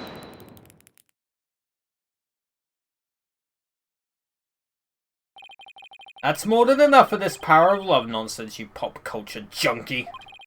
Present all the proof you want, but your argument is based far too much in conjecture. Why don't we return to reality now? What do you mean too much conjecture? Even if the airship wasn't flying, that alone doesn't prove the witness went along the wall. True, even now it's no more than a possibility. Then how do you propose Mr. Sprocket got to the Vista deck, Mr. Edgeworth? I noticed something as I went over the evidence. Please take a look at this hold entry record. What about it? Yeah. I don't see Mr. Sprocket listed on here anywhere. Do you remember? In yesterday's session we had a very similar kind of argument. Did we? Honestly, Mr. Wright, are you going senile already? We talked about Larry Butts using the defendant's keycard to enter the hold. Oh, we did talk about that, didn't we? In other words, even if a person's name isn't on the entry record, it's still possible for that person to have entered by using someone else's card. Ah! Mr. Sprocket, you entered the hold with Mr. Nichodi, did you? Didn't you? Then doesn't that make him a suspect as well? I did. What? Why didn't you tell us that in the first place? Pierce is indispensable. I didn't want to mention him unnecessarily and risk having him wrongly accused. I couldn't do without him. Mr. Sprocket, I asked that you testify in greater detail about your movements that night. Hell yeah. The truth and nothing but the truth! The truth is, I went to the Vista deck with Pierce. That's why my name doesn't appear on the hold entry record. I was badly injured from being stabbed, but I was frantic. By the time we reached the scene, it was all over.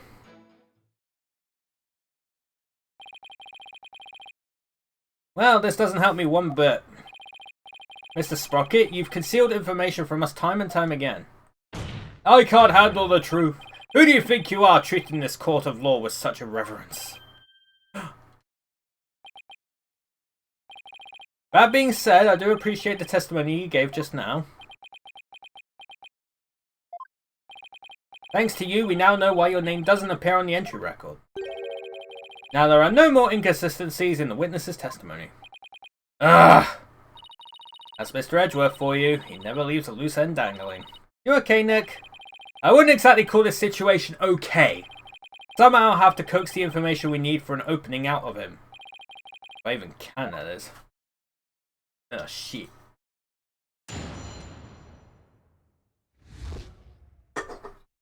The truth! Badly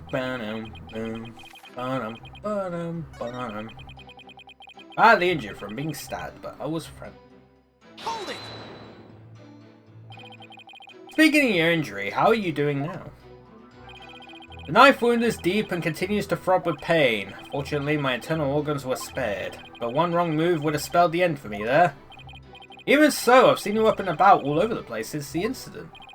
I'm only following my doctor's orders to perform some daily light exercises. Mr. Wright, would you like Mr. Sprocket's statement about his condition added to his testimony? Not that it appears especially relevant to me. But have him add it to his testimony. Sure, man. Yes, Your Honor, I'd like to have it added to his testimony. I see. Very well. Knife wound is quite deep and continues to throb with pain. Wasn't it the candle pin? Mr. Sprocket, you just said your injury is a knife wound, didn't you? But the weapon you were stabbed with was this candelabra. A fact I know you're quite aware of. Very well. This is what I heard directly from Master Soren himself. As you surmised, Master Soren was stabbed by Gloomsbury on the day of the murder. It happened after the first wedding reception. The happy couple was in the reception hall when suddenly Gloomsbury appeared. He attacked Miss Ellen and tried to take her away. Master Soren went to stop him and found himself in a struggle with Gloomsbury. That is when Master Soren was stabbed with the candelabra, he said. Ugh! Objection!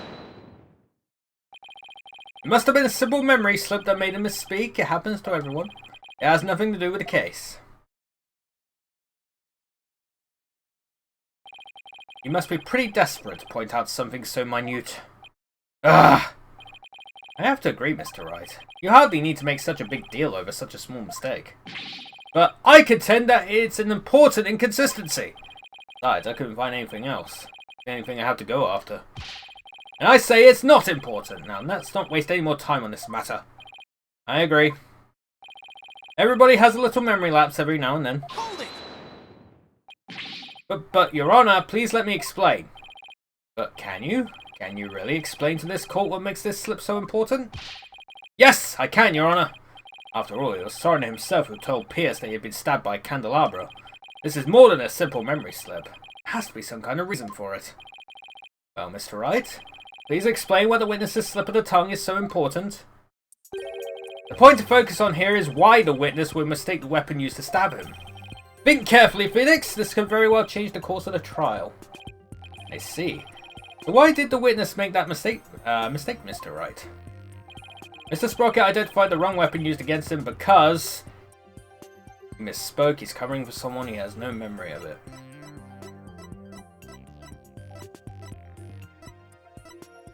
Could be. It could be covering.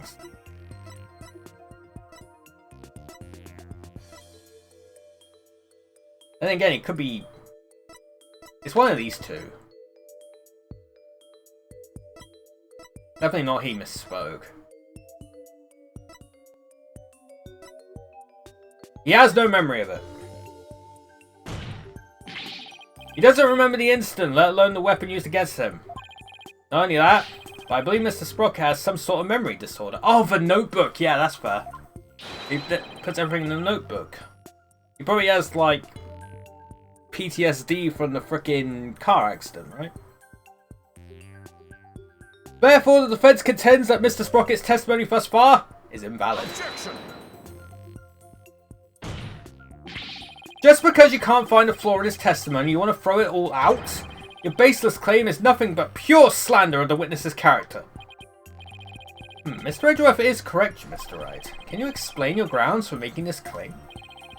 Of course, Your Honor. Think of what Soren has said, how he's behaved. That's where I'll find the clue. Very well, let's hear your argument then. My grounds for claiming that Mr. Sprocket has a memory disorder is his airplane pen. Yes, it's absolutely his pen. The notebook he always has with him.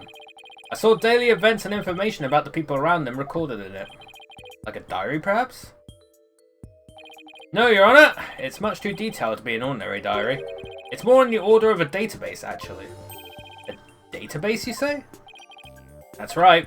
For some reason, Mr. Sprocket is apparently unable to retain memories. That's why he writes every little detail of his life down in his notebook. Objection! How can you possibly know that for sure? He might just be an extremely compulsive person. I thought so too myself, at first. To be honest, we accidentally got a stain on that notebook yesterday. You mean you got a stain on it? Hey, you're the one who tried to grab out my... Objection! Never mind whose fault it was, just get to the point already. Right, sorry. Mr. Sprocket? The page Miss Faye got a stain on yesterday. That's the page with the details of your stabbing on it, isn't it? No, I only write in this notebook because I'm very compulsive. Now drop the subject already. Sorry, but I'm not convinced. I noticed an odd fact about your notebook, Mr. Sprocket. On the earlier pages, you used it to write down invention ideas. But after a certain date, you started writing down a lot more and in much more detail. Just use a computer. I believe your memory disorder stems from what happened on that date. Something so monumental it caused a memory disorder, Mr. Wright? You don't know what you're talking about. Sorry, but I do know what I'm talking about, and this is the proof. Newspaper article. This is the thing that caused Mr. Sprocket's memory disorder. Take that! You were involved in this car accident too, weren't you, Mr. Sprocket? And the shock of losing your beloved older sister is what caused you to develop your memory disorder. Is this true, Mr. Sprocket? Well, is it? Ugh. Mr. Sprocket! Ugh. It's true. That accident did something to my mind. What? Ever since that day, every time I go to sleep, I lose my memories. And when I wake up, the most recent thing I can remember is the day I lost my sister. Oh shit. It's as if I'm constantly going back in time. Oh, that would explain all the time machine shit. What? That's truly tragic. An inconsolable time traveler who goes back in time whenever he goes to sleep. That is actually awful. Besides, time travelers do exist, you know. The time traveler he thinks about is himself. He keeps going back in time to that thing. That's crazy. But you wouldn't understand. Well, now we do. That's what Soren meant. He was talking about himself. Reactions of the people around me each time I awoke made me aware of my condition. That's why I decided to write everything down in my notebooks so I can move forward. But the only memories you have since that day are the ones written in that notebook? That's right. And since the page about your stabbing got stained, you couldn't read from it, could you? There's just one more thing I'd like you to clarify for me, Mr. Sprocket. Exactly what are your feelings towards the victim? Mr. Sprocket's feelings towards Damas Gloomsbury? That's right, Your Honor. The witness said that every time he wakes up from sleep, his mind goes back to the day his sister died. Mr. Wright, you can't mean... Mr. Sprocket! Your pent-up feelings of anger and resentment towards Mr. Gloomsbury for the accident were renewed each and every time you woke, were they not? Ugh. But you couldn't take it anymore, so you turned to murder, isn't that right? What? Mr. Wright, are you saying that the witness murdered Mr. Gloomsbury for revenge? Ugh. Well, Mr. Sprocket!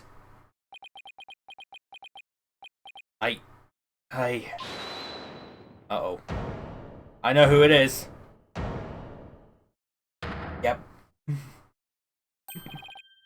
Miss Wyatt! Your Honor? I did it. I killed Mr. Gloom... Oh, here we fucking go again. Here we go again! Oh, no. She's gonna try and protect him. No. No. Don't do it! Don't do it! I did it! I killed Mr. Gloomsbury. Fucking Ellen DeGeneres! God damn it!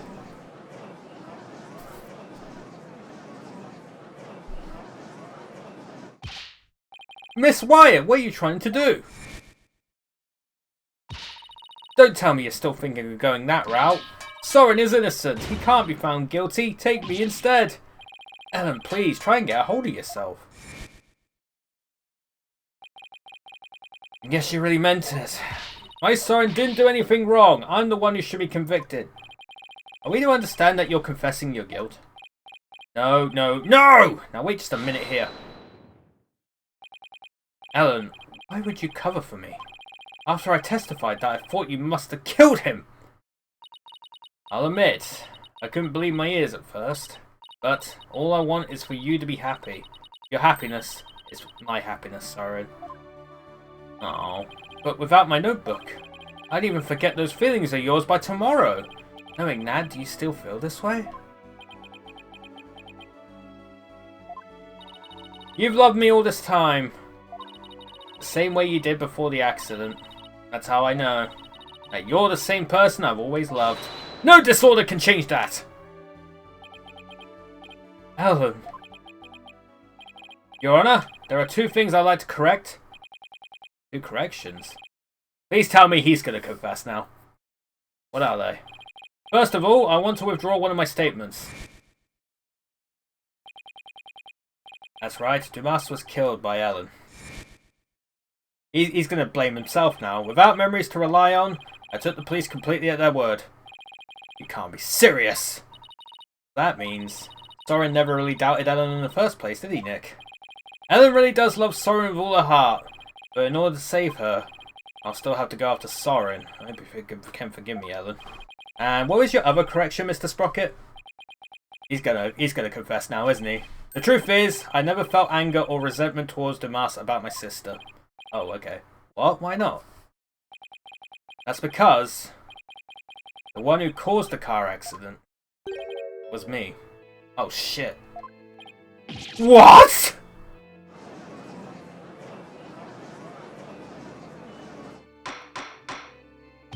Order! Order in the court!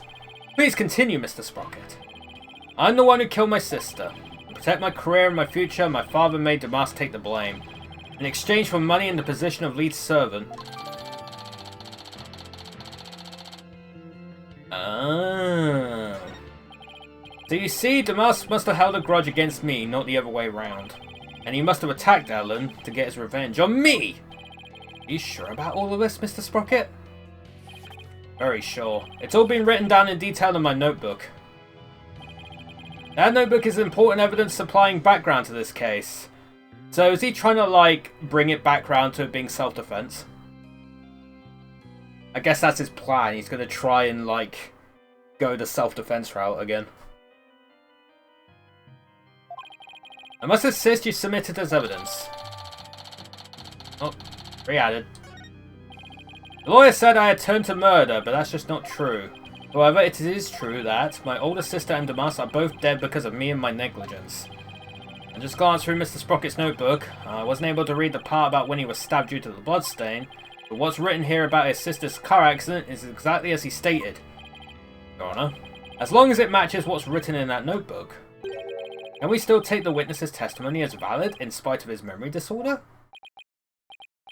Yes, I believe we can. I understand now that the witness's memory is in disarray. But if what Mr. Sprocket himself wrote in this notebook is true, then that means by the time Mr. Sprocket's party reached the scene, the victim had already been killed. Edge was right. I'm still in the same bind as before. But now you can probably claim self-defense again because clearly Bloomsbury had a motive to kill Ellen. That's been proven now. He had a motive to kill Ellen, so you could claim self-defense again. Then again, I guess it could loop back around to the fact that she struck him twice. That's what they claimed earlier. It's like, oh, you struck him once. You could have just left it there, but no, she went in for the kill. So yeah, I guess not. Edgeworth's right. I'm still in the same bind as before, but should I really simply accept the contents of the notebook as a substitute for Soren's memory? Well, Mr. Wright, what do you think? Will you accept Mr. Sprocket's notebook as an official representation of his memories? Will I accept Mr. Sprocket's notebook as an official representation of his memories? No. Wait a minute, Your Honor. Defense requests a chance to examine the notebook to see if it's trustworthy. Very well, but be quick about it. Thank you, Your Honor. So, how should we examine it? Well, we should look at it from all different angles to see if there's anything suspicious. Dusty Baka. Wee. Oh, yay. There's no point if I don't look at what's inside. I have to open it. With your permission, sorry, and here I go. Yikes. Oh, it's just a page my got all stained. Well, I guess it's not going to be very helpful at this moment. I'll keep going. Wait, what? This is the last page where there's writing. Something about this page doesn't sit right with me. Gee, I wonder. I better take a closer look. Gee, I wonder what it is. Huh? Page has been torn out. And it looks like there was something written on it. It looks like a page has been torn out here. Mr. Sprocket, do you know what was written on it? Oh, that? I often tear out a page when I write somebody a note. I probably wrote something down for somebody, tore it out and gave it to them. He does like his paper planes, to be fair. Yeah. He does like doing that.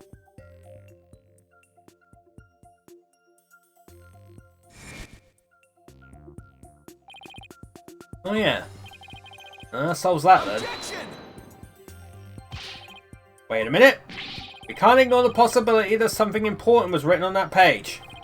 But now that the page has been torn out, how can we determine what was written there? Well, let's see. To find out what was written in the notebook, we should hold it up to the light, heat it with a light. Yeah, let's burn it. Fucking burn it.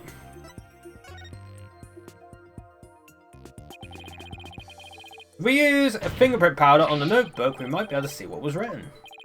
Fingerprint powder? How would that help us find out what was written there?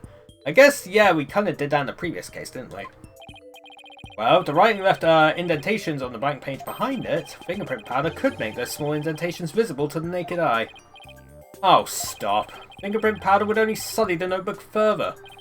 Mr. Wright, if you use the powder and still don't find anything, then you must accept the notebook as a representation of the witness's memories. Alright, Your Honor, I understand. If I don't find anything, it's all over anyway. Powder! Don't fail me now. I will now use fingerprint powder on the blank page. Find out if we can see what was written on the torn out page.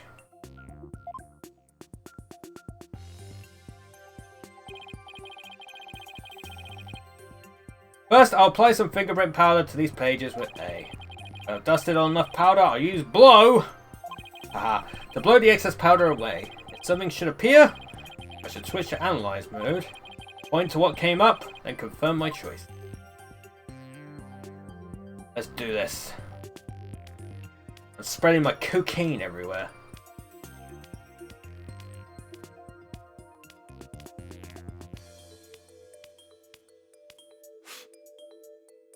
Oh, I didn't do anything now, did it? Wait, what? Oh, whoa. Oh, it'd be down there, wouldn't it? Can I zoom out?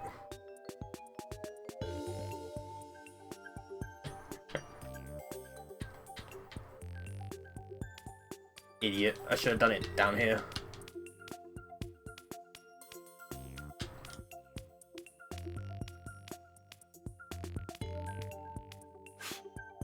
I struck. Oh shit.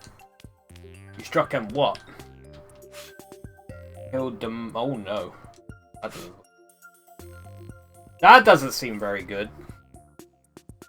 No, there was nothing here. I'm gonna have to point it out, sadly. It says I struck and killed the mouse. This is huge!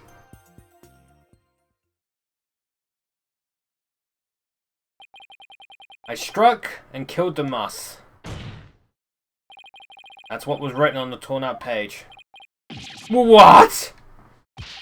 It can't be. I don't believe it. There has to be some kind of mistake. Soren would never, could never. Could you, like, frickin'... Oh, she passed out.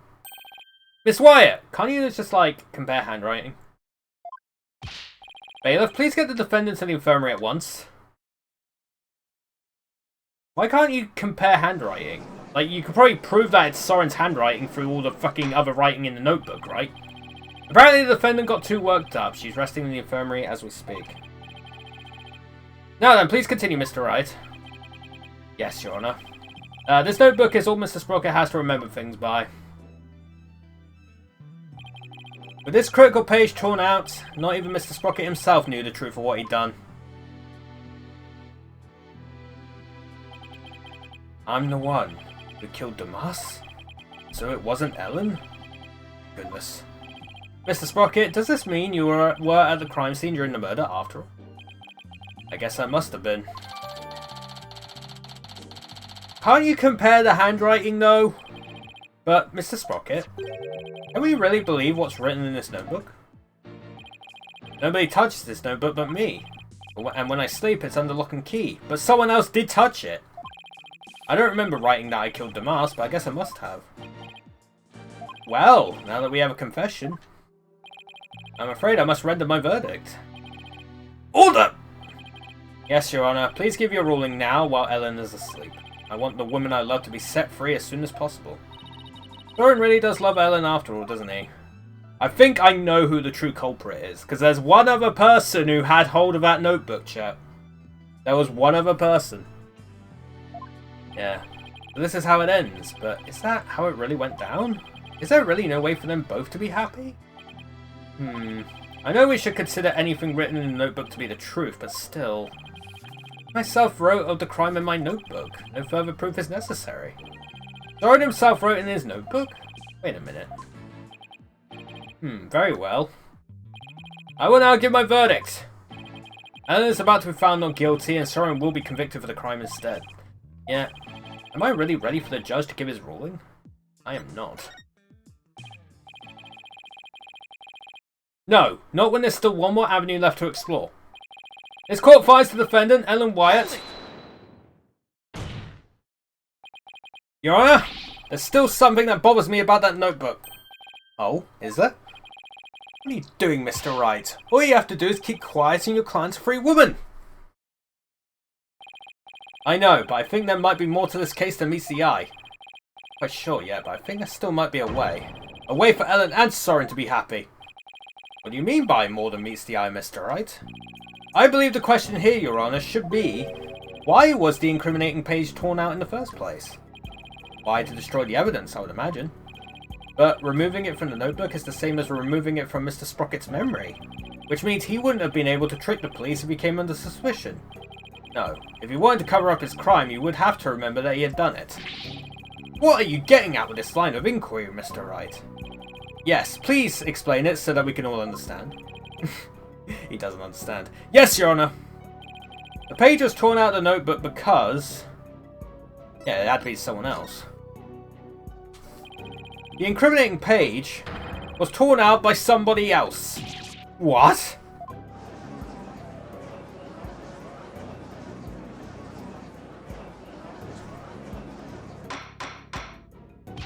Order! Order! Are you claiming a third person interfered with the notebook? It's not all that surprising if you consider what's happened up until now. After both the car accident and the murder of Damas Gloomsbury. There was always a cover-up not far behind. But I had my notebook with me at all times. Did you? Because I remember you were in a panic yesterday because you couldn't find it. That's true. So who orchestrated this particular cover-up, Mr. Wright? If we think back over the course of the trial, it's pretty easy to guess. The one who may have tried to tamper with Soren's memories is Athena Sykes! Oh shit, no, Larry Butts. It was him the whole time. Send him to jail right now. Oh, jeez. Take that! The one who tampered with the notebook in order to manipulate Mr. Sprocket's memory is Pierce Nochodi!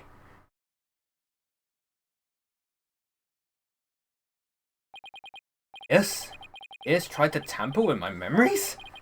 Pierce was manipulating me? Case in point, the two receptions that were held to cover up the murder. It was Mr. Nochodi who directed the guests and orchestrated the entire scheme. No, it can't be. Which of my memories are mine, which have been rewritten? When did he start rewriting my memories? Who wrote this? And this? And this? And this? And this? And this? And this? What the fuck is this? Ah! Oh my god. Wait, what? Oh, bye! What the fuck?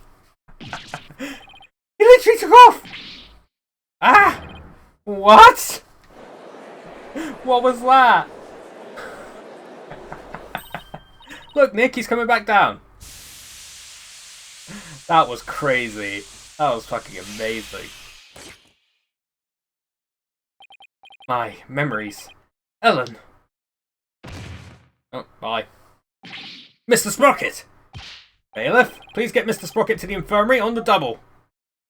It's like Romeo and Juliet. They're going to be like side by side holding hands. Hopefully neither of them end up dying.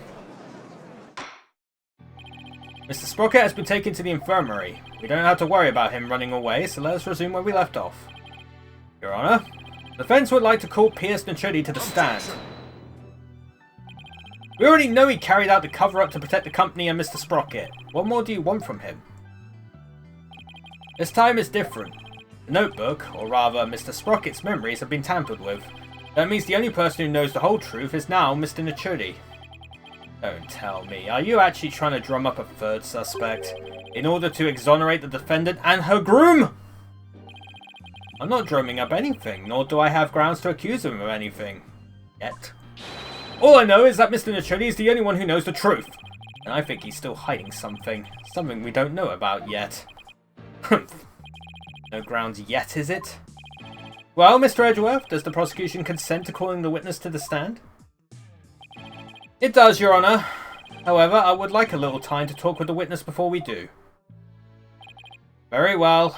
We'll break for a 20-minute recess. Bam. To be continued? Oh, sure is. Oh, that's good timing, because I can go make my lunch now. What a fascinating case, chap. Hell yeah. Secrets unveiled!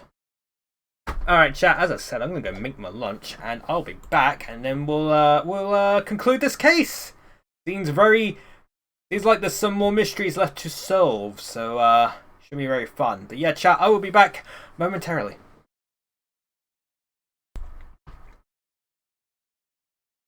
Anyway, let's go.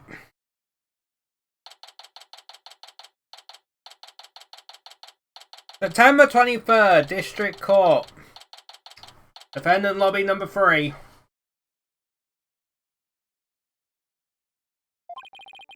Now I have to face Pierce on the stand.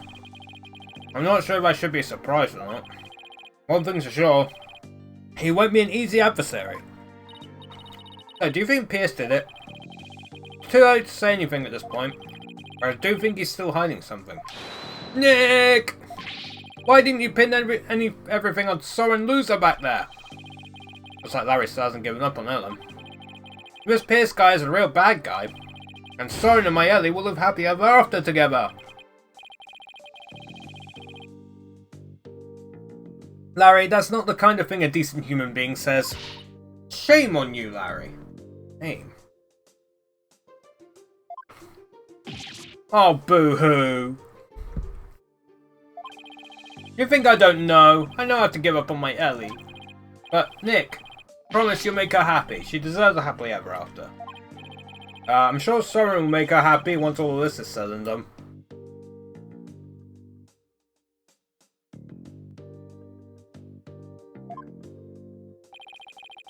The trial is about to resume, Mr. Wright. Alright, you ready, Maya? Yep, let's go. I'll be rooting for you, Nick.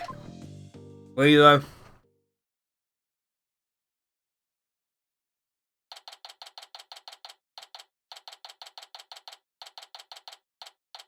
September 23rd, District Court, courtroom number 6.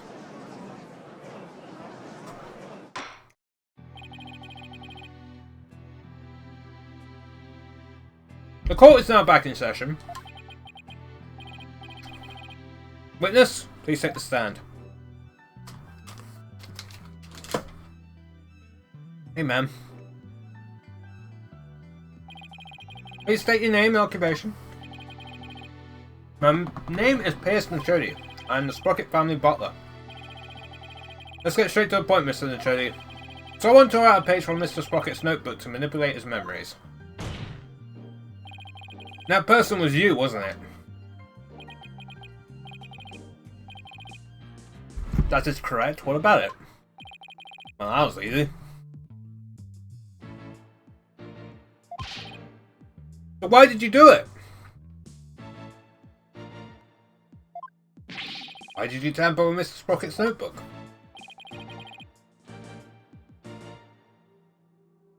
Please allow me to explain. It pains me to do this, but I will tell you the truth. Nothing but it. It pains you? That is correct. My testimony will go against Master Soren's wishes. Soren's wishes? What is he talking about?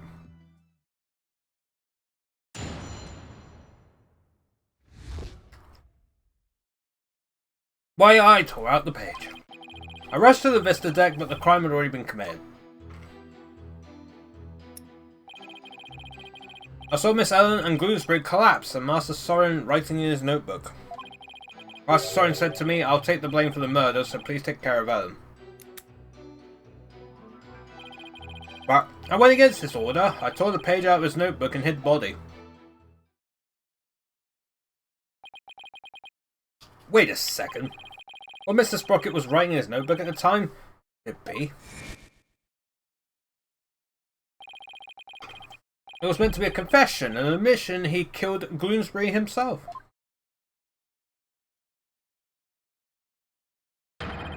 He wrote that message to take the blame for Miss Wyatt?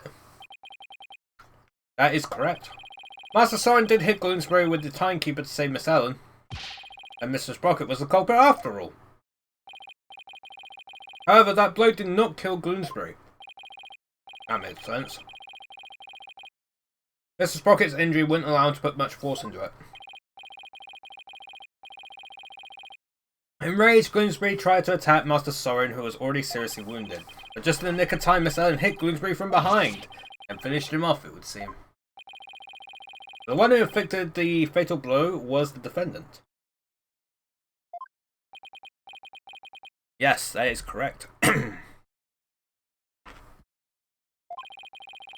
But Master Soren tried to take all the blame onto himself. No way! This is pretty bad, Nick. No kidding! Pretty bad is an understatement. Well, Mr. Wright, it seems your decision to call for Mr. Nichodi has backfired. For the true culprit behind this case remains the defendant, Miss Ellen Wyatt. Ugh! Could this get any worse? But Pierce was involved in the cover-up plot. And I bet he still has something to hide. Probably.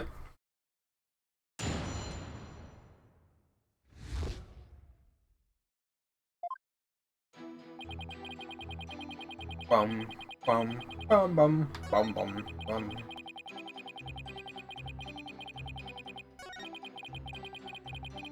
bum. Take the blame for the murder. When again his order, I tore the page out of his notebook and body. Why did you hide the body though, man?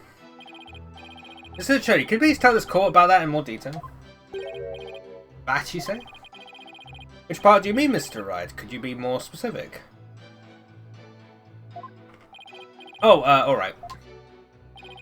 What part do I want to know more about?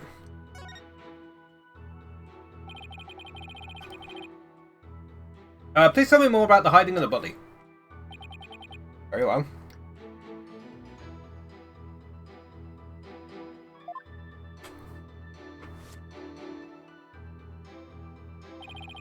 I'd say who would take the blame. Master Soren passed out. That's when I hit the body. I quickly took the lift down into the hold, where I hid Bloomsbury's still warm body in the spare peggable lantern. So it was you who hid the body, not the defendant.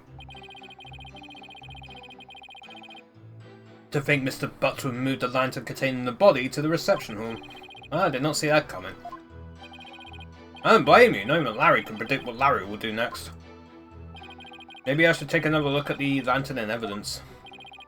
Mr. Wright, would you like that statement added to the witness's testimony? Oh, absolutely. Yes, please. Very well, please add that statement to your testimony, Mr. Nichodi.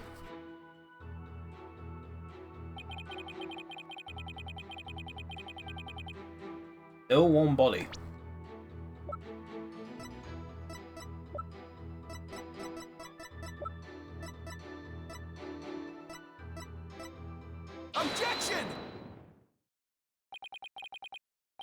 Could it be? Is that what happened?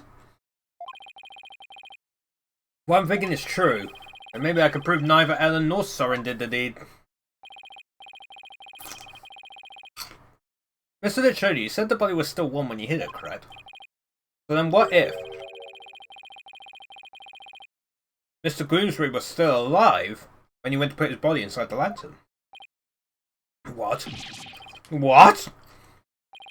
That's preposterous! Actually, this shows that the victim might have still been alive while inside the lantern. I'm afraid you have to point out which part you're talking about, Mr. Wright. This part here shows that the victim might have still been alive inside the lantern. The handle, right? The bloody handle. Take that! As you can see, the back end of the lantern is a door. And there's blood here on the wheel handle. Objection! That bloodstain must have gotten there when the witness put the body inside the lantern. It in no way shows that the victim drew his last breath while he was within the lantern. I disagree, Mr. Edgeworth, for you see, in putting this lantern back together, the police inadvertently placed the inside handle on the outside and vice versa. In other words, the wheel handles got swapped. Oh my, so they got swapped? That's what I just said, Your Honour! Yes, they got swapped! What? But that's ridiculous! Not at all, if you compare the other male peggable lantern in the reception hall. Fucking Christ. Ugh. Hold on, chat. It's quite obvious the wheel handles were attached backwards. The detective in charge of the restoration will see me in my office later. Sorry, Emma, and good luck. In that case, what does the bloodstain on the wheel handle mean? The bloodstain didn't get there by chance. When the victim was put inside the lantern, he was only unconscious, not dead. When he regained consciousness, he probably tried to get out of the lantern. So he grasped the inner wheel handle, and that's when the blood got on it. This proves that the victim was still alive when he was inside the lantern. At the time, I was completely convinced Gloomsbury was dead. As I checked more carefully, he might have survived. Unfortunate to be sure, but not significant enough to change this trial's outcome. Again, I disagree, Mr. Edgeworth. It actually has a very significant impact on this case. The victim was struck by the defendant, then died from his injuries sometime later. There's nothing more to it. Objection! That's where you're wrong! Let's take another look at Mr. Gloomsbury's autopsy report, shall we?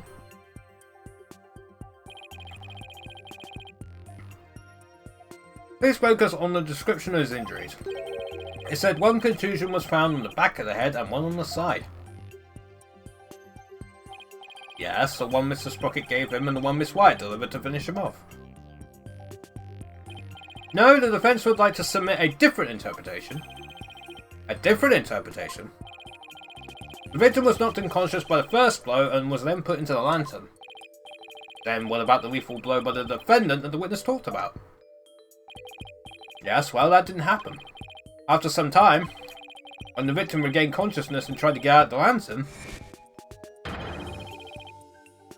that's when he received the second blow that finished him off.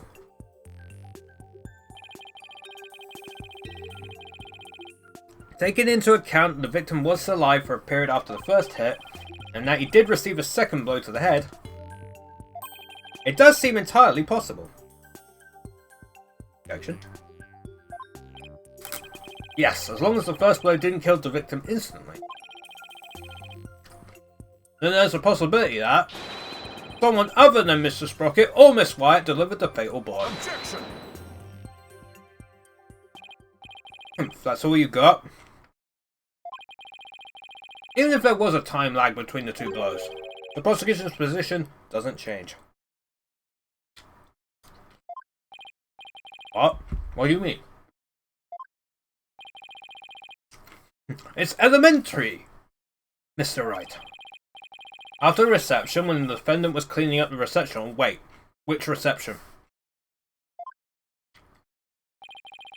The victim, who was supposed to be dead, suddenly came out of the lantern. The defendant grabbed the murder weapon, which was right there, and finished him off. That theory sounds awfully familiar. Of course it does, Your Honour, because it's exactly what I proposed at the very start. The second blow was inflicted by the defendant after all.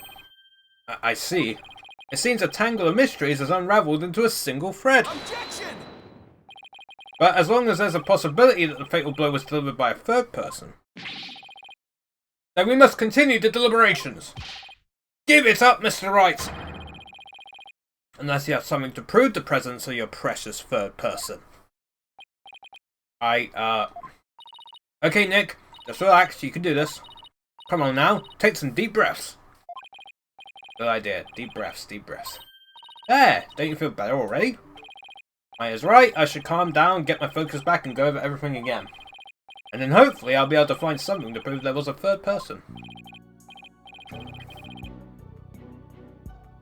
Let's see. First, why did Bloomsbury attack Ellen? Because he was tired of taking the blame for the accident? But something about that line of reasoning just doesn't feel quite right to me. No? How come? Well, if it's just a personal vendetta, he had already stabbed Soren. So why then was he so determined to go after Ellen? You're right, this whole thing feels too premeditated for a crime of passion. But Bloomsbury didn't seem to have a personal grudge against Ellen. If Bloomsbury didn't have a personal reason to attack Ellen, then... You've taken long enough, Mr. Wright, now it's time for some action. What proof do you have that a third person was involved? Alright, I'll show you. I'm not completely sure what I'm doing yet, but it looks like I'm out of time. This piece of evidence proves the involvement of a third person.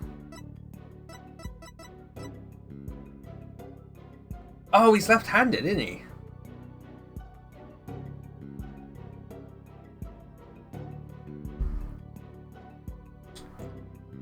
Take that! I get it now. Now I see why this note bothered me so much when I first saw it. It looks like a note outlining the murder plot. That note was apparently written by the victim, but why would he feel the need to write instructions to himself like this? Your Honor, please take a look at this note. This is the victim's murder plan, right? What if it's not the victim? It's definitely a murder plan, but what if Mr. Bloomsbury didn't write this note himself? What?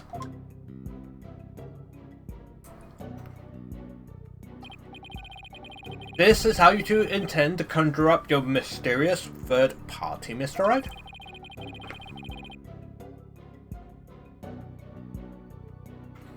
Can you even prove that note wasn't written by the victim? Yes. Yes, I can.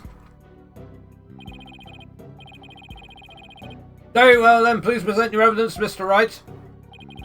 This evidence proves the victim didn't write the note. Can the borrower, right? Because it was left-handed. Take that!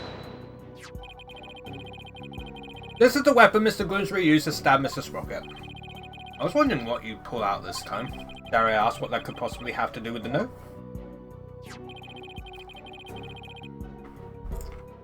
Mr. Bloomsbury's prints were found on this candelabra, and the prints were from his left hand. Oh? That makes the victim left-handed, correct? Exactly, Your Honor. The police looked into it too and confirmed as much. Now take a look at the smudged writing in this note. Notice how the smudging only starts from the middle of each preceding line. Had this been written by a lefty, the writing would be smudged from the far left end. This means that whoever wrote this note was definitely right-handed. In other words, somebody other than the victim wrote this note. What? But someone other than Mr. Bloomsbury wrote it, then what does this note mean? Mr. Bloomsbury followed this note to the letter when he attacked Miss Wyatt. So clearly this note isn't a murder plan written by Mr. Bloomsbury, but rather, these are instructions to kill Miss Wyatt issued by someone else. If it wasn't a victim who wrote these so-called instructions, then who wrote it? Most of the people involved are right-handed, you know. It is correct, the majority of the family and their employees who were on the airship are indeed right-handed. I must say that is a very rough and slipshod conjecture you propose. Ugh.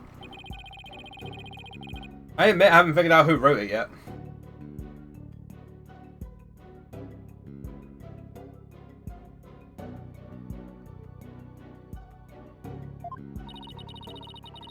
Needed to Mr. Edgeworth to go for the juggler. This culprit who ordered Bloomsbury to attack Ellen. What could their motive have been? It doesn't seem very likely Ellen did anything to incur anybody's wrath, right? Right, not too likely anyway. In that case, it has to be about Soren. If somebody were to hold a grudge against Soren, who would it be? What would it be about? The accident, I guess. Oh, the fiancé. I can understand if Bloomsbury felt resentful about having to take the blame, but the one who lost the most to the accident was Soren's sister. She lost her life after all. Soren suffered too, of course. He was crushed by losing somebody so precious to him. Somebody precious, huh? Soren's sister. Wait, there's one more person! There's someone else who must hold a grudge against Soren. Did you figure out something out? I think so. I think there's somebody else who used Bloomsbury to try and get revenge against Soren. Did you say somebody tried to get revenge against Mr. Sprocket, Mr. Wright? The person who manipulated and used Mr. Bloomsbury was...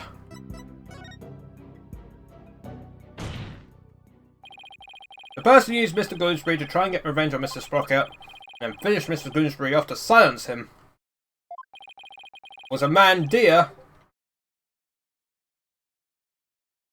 to Mr. Sprocket's older sister. Selina Sprocket's fiancé. Not that I'm not positive, but it's certainly possible. His fiancé could have made Bloomsbury attack Ellen to get his revenge on Soren. What? A fiancé?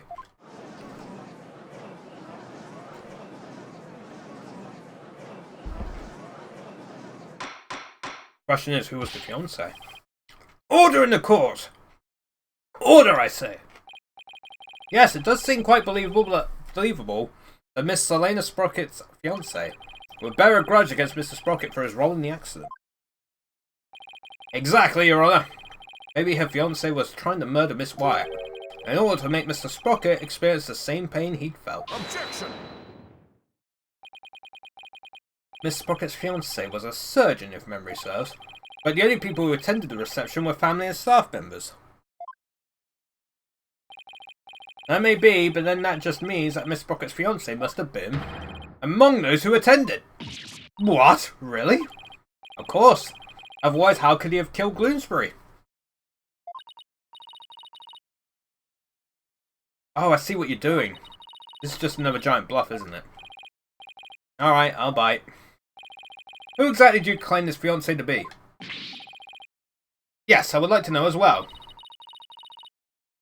Are you sure you're going to be okay, Nick? Maybe?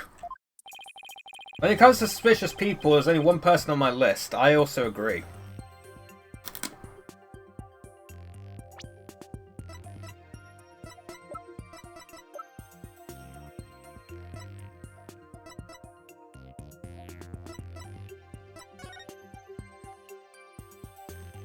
Oh. Yeah, I think I see now.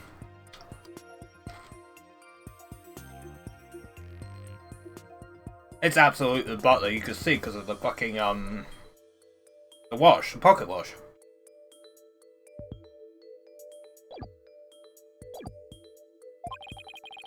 I need to find something that connects into Selina. This will help us identify Miss Sprocket's fiancé. Take that! Please take a look at this photo, Your Honour. That photo. Notice Miss Sprocket's pocket watch? Haven't we seen it somewhere before? Yes. Now that you mention it, I do feel as if I've seen it somewhere before. I believe we've all seen it, right here in this very courtroom. Ah, impossible. That's right. The pocket watch in this photo. Exact same one. It's the same pocket watch Mr. Chody has on him right now.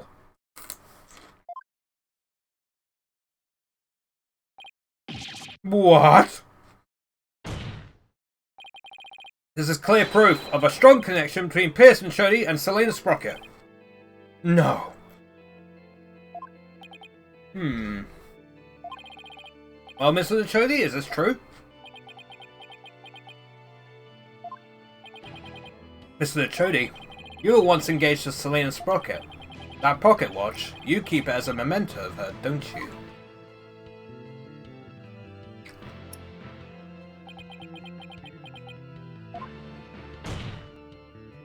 Mr. Chody, you plan to rob Mr. Sprocket of his loved one to make him feel the same pain as you. Isn't that right?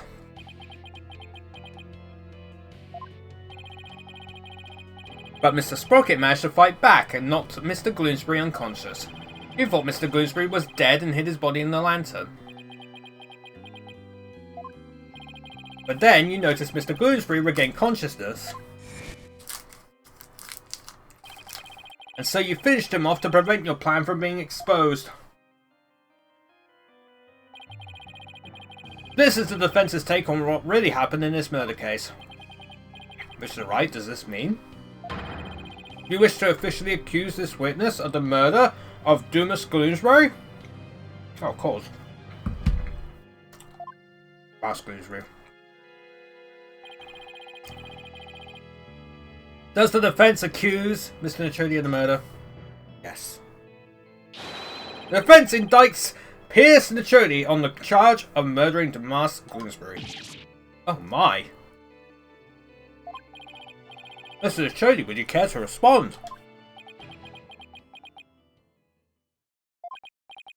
Man, this lawyer just yaps on and on and on. As you guess, this watch is a memento of Selena. It stopped working at the time of the accident, though. Then you really are.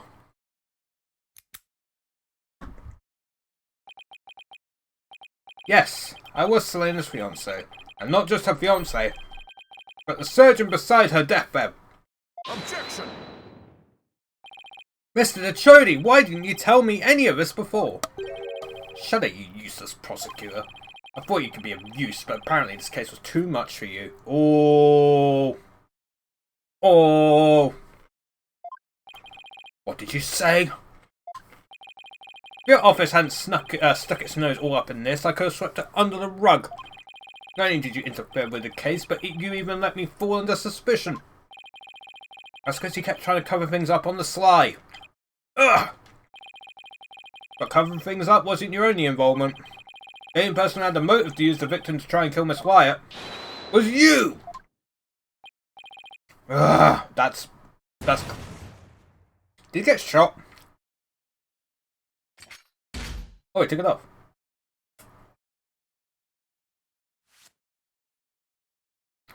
Oh, shit.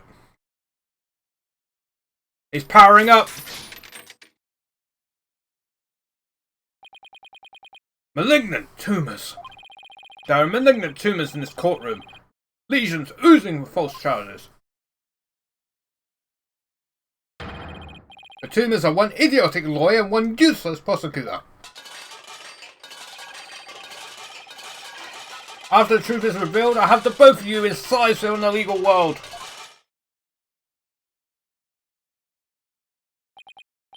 Insist. I'd like to see you try. But the power of the Sprocket family would be a cinch. What is he doing? I will now begin the operation. What in the world happened to Mr. Chody? Looks like he's finally showing his true colours. Nick, look what he did to that shoulder mag. Quit your yapping before I suture your chatty lips shut. Like he's a completely different person. It all looks like it, huh? We can't let our guards down now. Mr. Chody, it's finally time for you to testify. To the truth! It seems we're entering the final act at last. Witness, your testimony, please. I love the fucking transformation it is. Right to remain silent. Wow. Sick.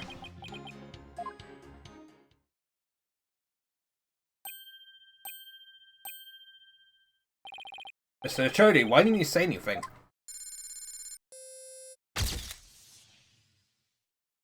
Ack! He just took a picture of me. Or something.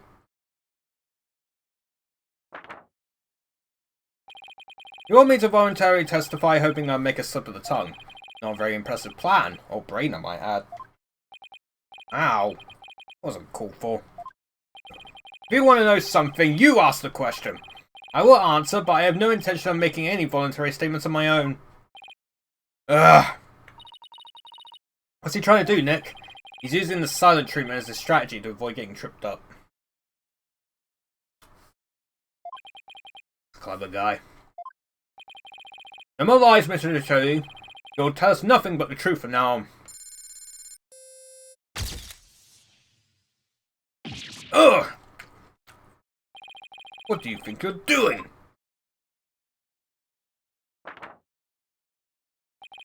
No one asked you to speak. Just keep quiet over there and play with your frills.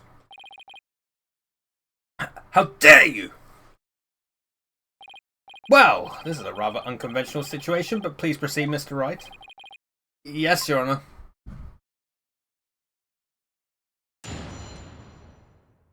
Oh, this should be fun. I guess all I could do is press. Hold it! He won't speak voluntarily. Then I guess I'll have to ask him something. What question shall I ask? Actions on the day of the crime. On the day of the incident, you were constantly surrounded by your subordinates. Is that right? Absolutely. I was in someone's line of sight at all times. After all, I was busy taking care of every detail of the event. Mr. Adriff, I believe your investigation backs up my claim? I got statements that said groups of his subordinates worked with him in rotation. So he was always with someone. As the prosecutor just said, I couldn't even get close to the lantern containing Gooseberry by myself, let alone kill him. Pierce didn't have a chance to get close to the victim alone, huh? Mr. Wright, would you like that statement added to the witness's testimony? Of course. Yes, Your Honor, I'd like to have that statement added to his testimony. Very well. I was always in the company of others. I didn't have an opportunity to murder Gooseberry. I guess you could have the other ones added to the testimony, right?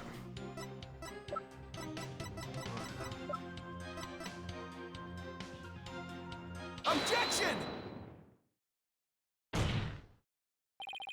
Mr. Chody testifies that he was always with someone at the time of the incident. I never had a moment alone to commit the crime. Yes, and the police investigation backs that statement up, doesn't it? But there was an opportunity, in fact. One, and only one. A moment when Mr. Chody could have killed Mr. Bloomsbury without anyone noticing.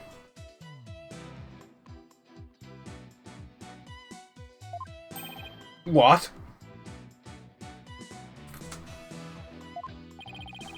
And the one thing that made that moment possible.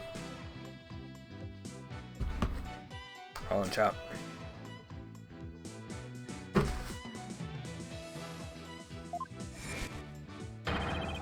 It's shown here in this photograph. With all those people watching, I couldn't have possibly committed murder. Don't believe him, Your Honor. This lawyer is a malignant tumor. He wants to infect this judicial body with... Okay. Mr. Chody, I would ask that you keep quiet this time. We need to evaluate the defense's claim. And your yammering only serves to throw further suspicion your way. Ugh. Mr. Wright, let's see this one thing you mentioned. But be warned. This had better not be one of your offhanded claims. Who do you think you're talking to, Mr. Edgeworth? Very well, Mr. Wright. Please point out for us the one thing that made the moment of the murder possible. At one moment when it was possible for Mr. Nochodi to kill Mr. Bloomsbury? The one thing that made that single moment possible is this. A bit of fog, right? Take that! The one thing that made the moment of the murder possible is this thick mood fog that had engulfed the entire reception hall. It is under cover of this fog. Oh shit. That Mr. Chody murdered the victim! What? Mr. Chody was standing right next to the lantern where Mr. Bloomsbury was in. This was the only moment the murder could have been committed without being seen. Objection!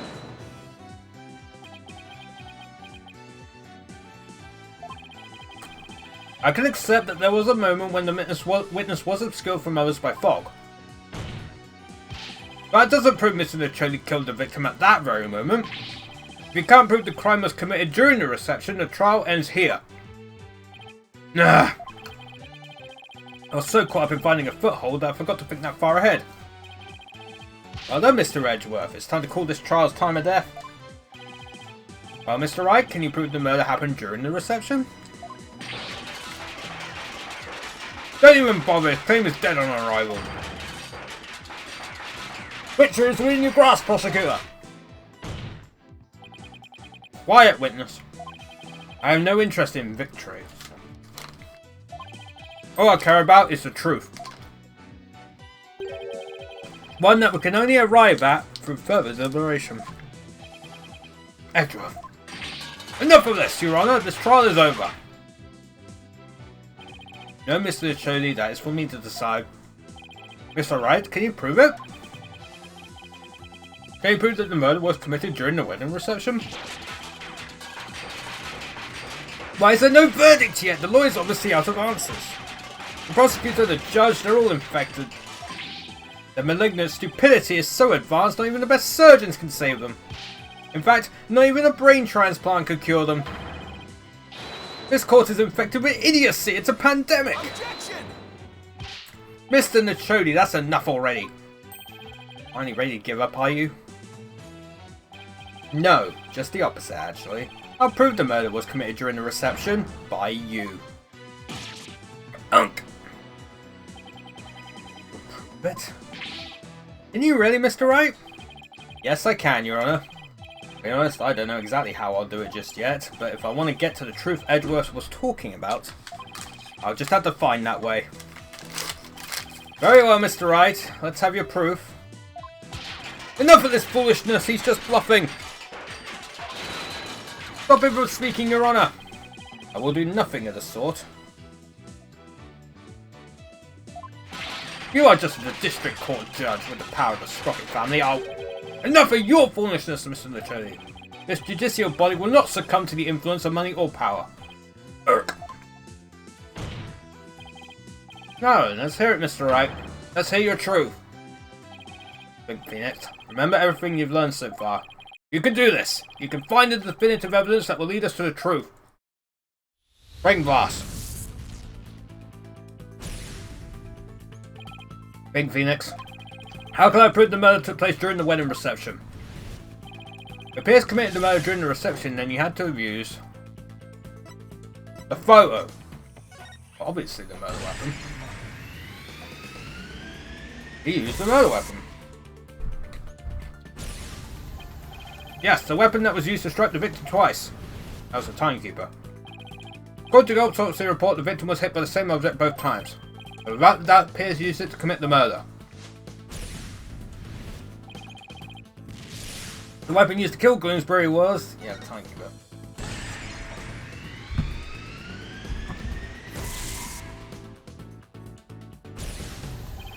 If Pierce struck the victim during that one single moment, then he must have used the timekeeper. Come to think of it, wasn't it also used for something else during the reception? During the reception, the timekeeper was also used for... the first taste of love!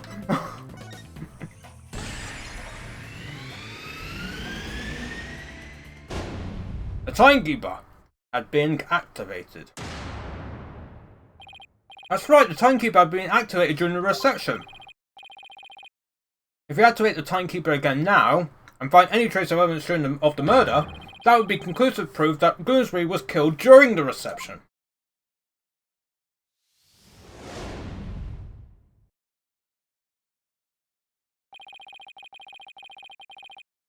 A special ceremony took place during the reception in question.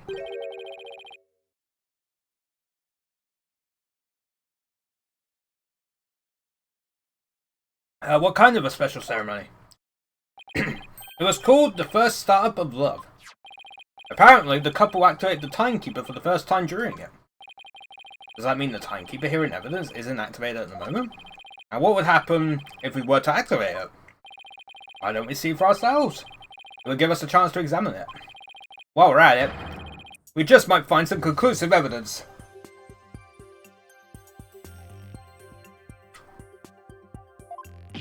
What? No, you can't activate it.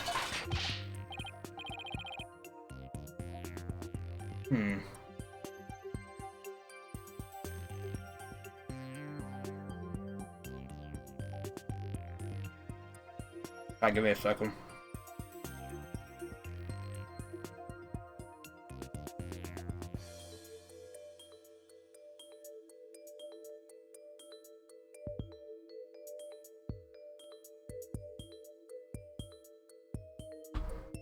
Gonna look at something real quick.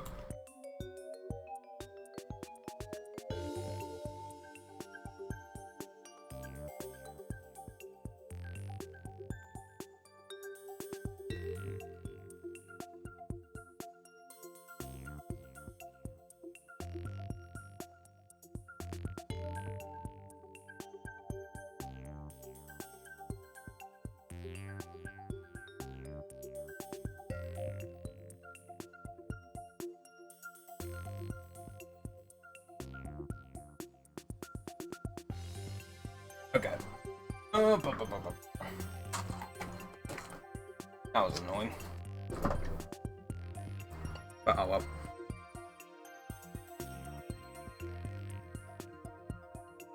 Mr. Detroit, keep quiet or have you thrown out in court.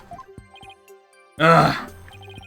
By the way, Mr. Wright, this is supposed to be a time machine, right? We aren't going to travel back in time to the Stone Range or anything, are we?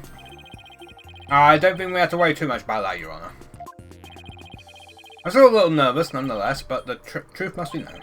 Very well, go ahead and start the timekeeper. Do you know how, Nick? I think so. Maybe.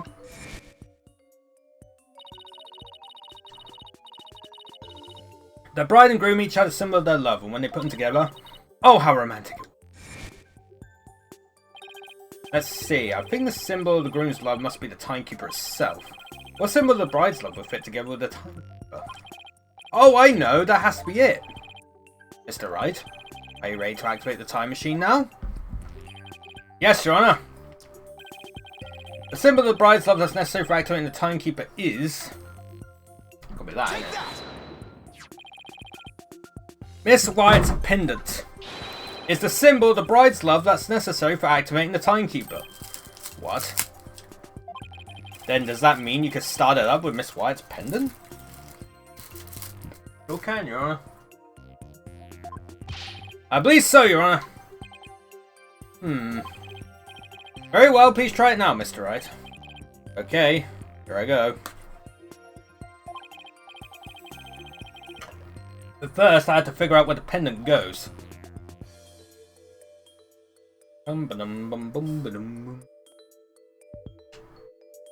We spin. Must be there, yeah. This hole looks like a good spot. I'll try setting the pendant in here. It fits! This must be the right spot. Now I have to find a place to insert the key. Well, yeah, it goes into the pendant. This hole in the middle of the pendant. Could this be it? Yep.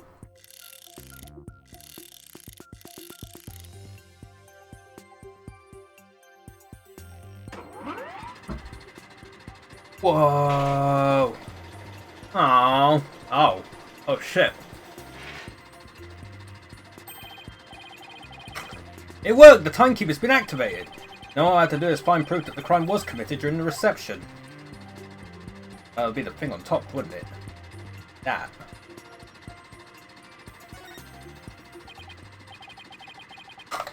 I think I found it. Conclusive evidence that the murder was committed during the wedding reception.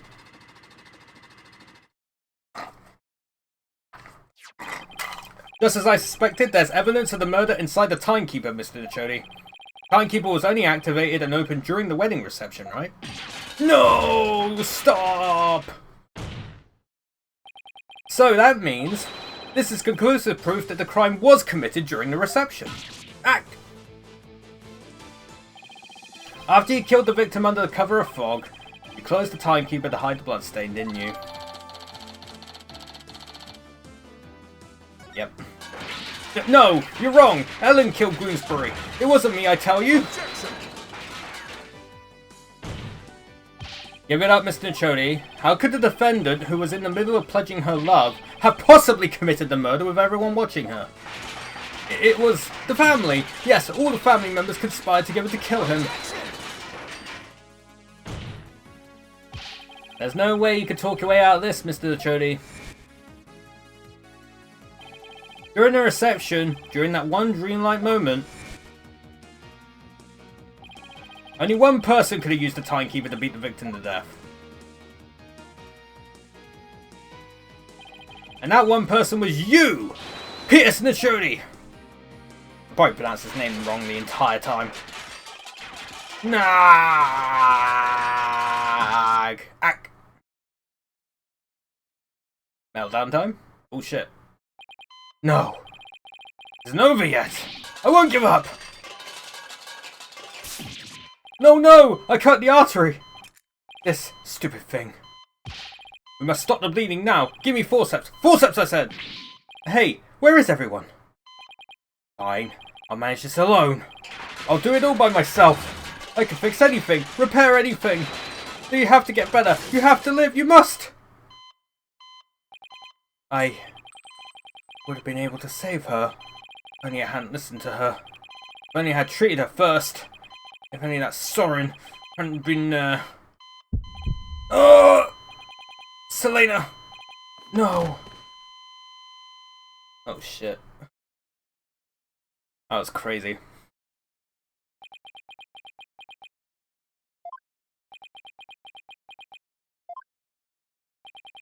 Witness? Are you finally ready to tell us the truth? Just as the lawyer deduced. There was all a revenge scheme against Soren Sprocket. Do you have any idea how hard it is to lose someone you love right in front of you? Selena's condition was clearly more critical than Soren's, but in spite of that, she said,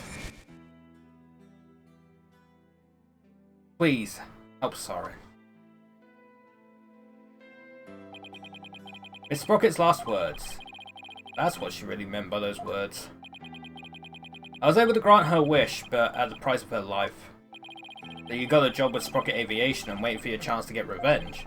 You got close to Mr. Bloomsbury and hatched this plot, is that right? Bloomsbury already bore a grudge against Soren, so when I tempted him with an even better position, he immediately took the bait. He was your accomplice, someone who shared the same goal as you. Why was it necessary for you to kill him? I didn't expect Soren to strike Bloomsbury out on the Vista deck. And I certainly never imagined he'd make his way there along the outside wall. Soren's love is the real deal after all. My plan had been compromised, so for the time being I hid his body in the lantern. And tried to think of my next move.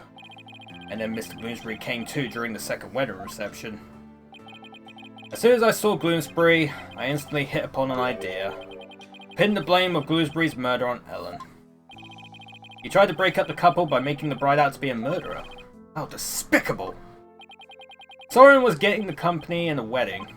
Both things that were supposed to be Selena's! He took every happiness from her. Who's the despicable one here? Do you think what you did would make her happy? I know it wouldn't! But I couldn't just stand by watching Soren enjoy his happiness. I was going to have Soren taste the same pain I had, and then take over Sprocket Aviation. I would take back from him all of the happiness that was rightfully Selena's.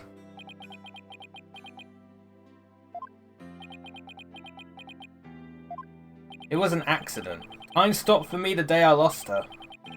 Just like this pocket watch of hers. But Pierce... Miss Wyatt?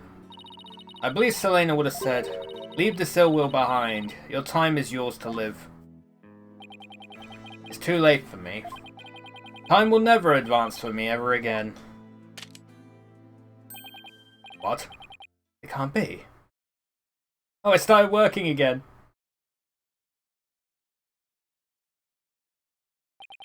I see now, Selena.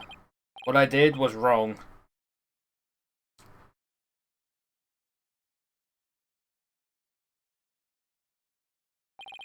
I see no further need to continue this trial. Bailiff, please take Mr. Nachodi away.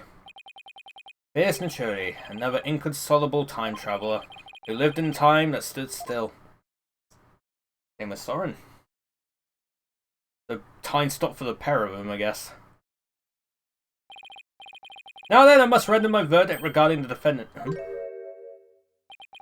Your Honor, before you give your ruling, would you please allow me a moment? Very well. Ellen, there's something I need to say to you. Yes, Soren? I've put you through something truly horrible. This whole thing happened all because of me. I would understand if you wanted to call off our marriage. What?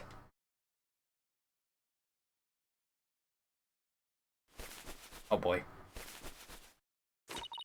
Of course not! I never once thought that! If you stay with me, you only face even more trying times in the future. What do you mean? The truth of this incident and the car accident before it. I'm going to tell the public everything.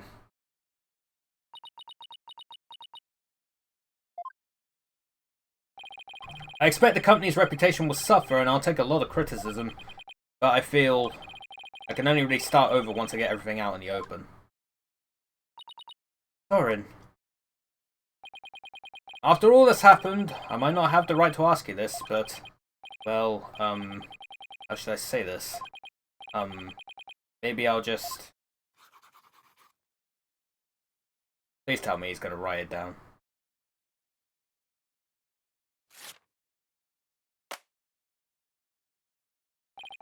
A life with me probably won't be very easy, but...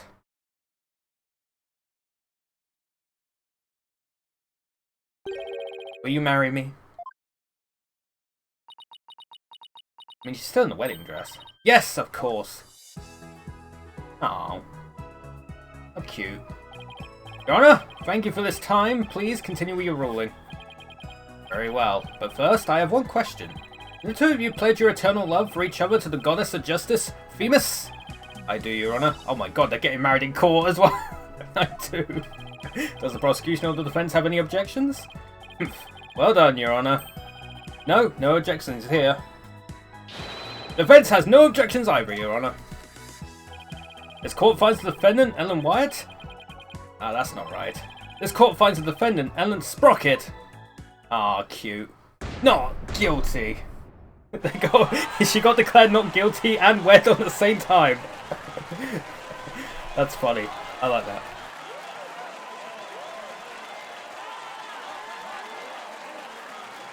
That's cute. This court is adjourned. Smack.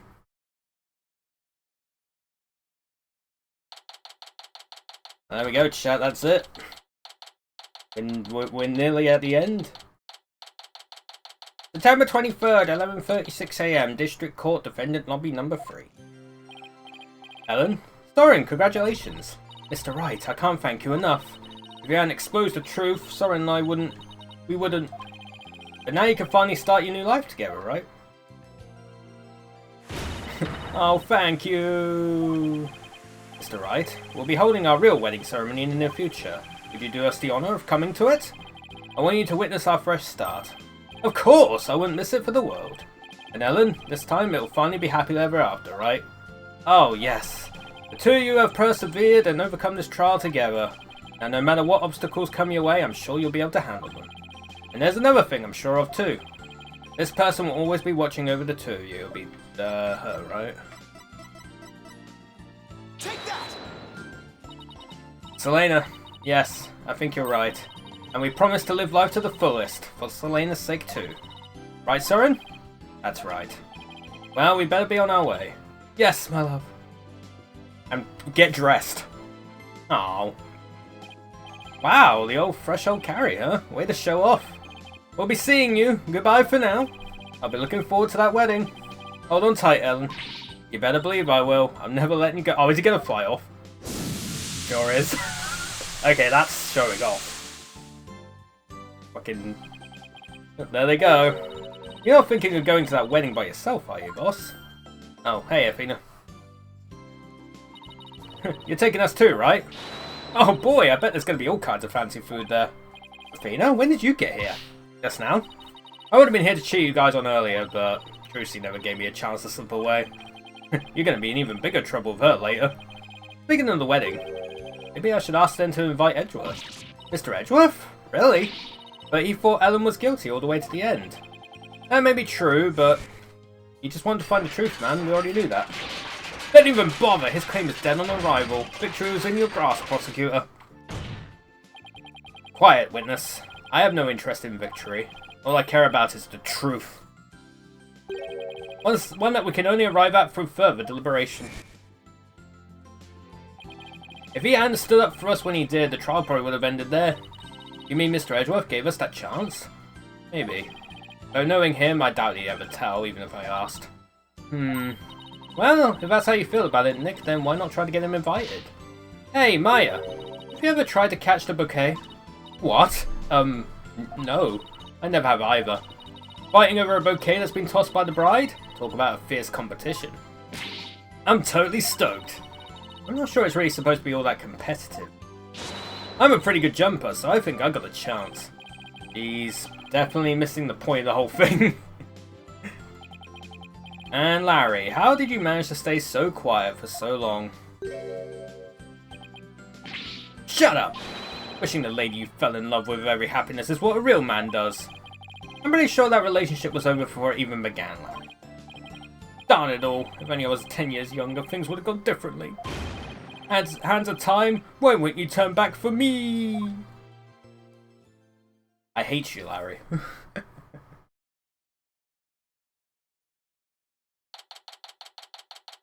September 30th, 9:20 AM.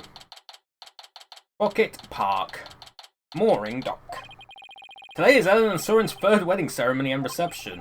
I heard the bride and groom insisted it be on the Flying Chapel again. In the end, they were nice enough to invite me and Maya. And Athena kind of invited herself. They also invited Edgeworth, Emma, and even Larry. They say third time's the charm, right? I really do hope it's happily ever after for them this time, right? Larry's absolutely going to object. Still, I get the feeling it's going to be one rowdy party. If Larry objects, I swear to God. Ready when you are. Okay, here we go. Oh. Huh? Hey, Larry got it. Hey! Look who's next! Huh?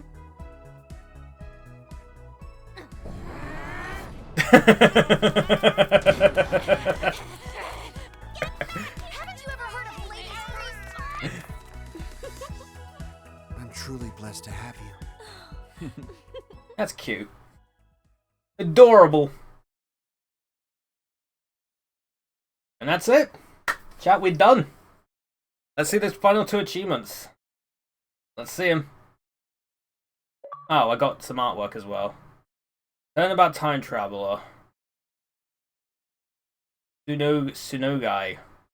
Okay. Oh, there it is, chat. 100 gamer score. Bless. We're being awarded all other accolades. Oh, that's cool. Trilogy commemorative. I want to see some of that artwork, actually.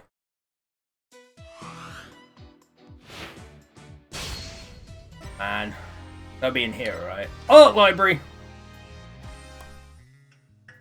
I guess we can see all the artwork now, can't we? Oh, we can see all the movies.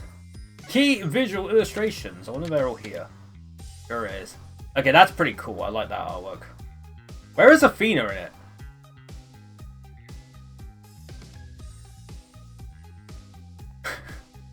Where's Athena? Or Athena?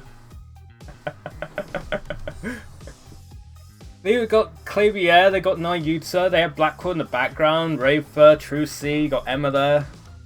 Look at Athena got cut, man. Oh my, oh my. Sorry, Athena.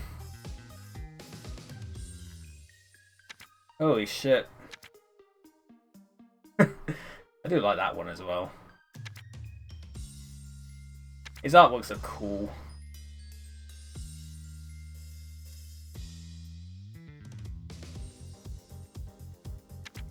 Yeah, Athena got cucked in this one. Holy shit.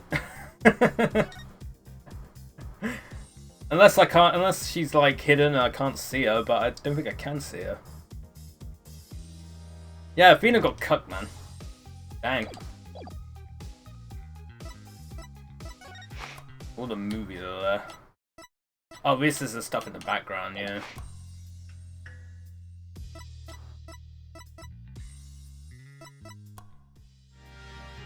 Well, that's cool. And then you got all the... Oh, that's cute.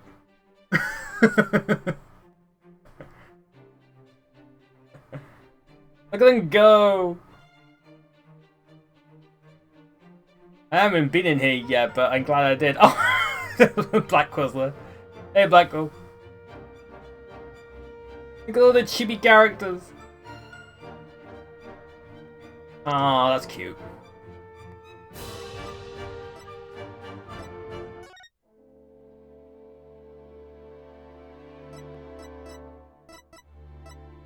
Oh god. What's happening?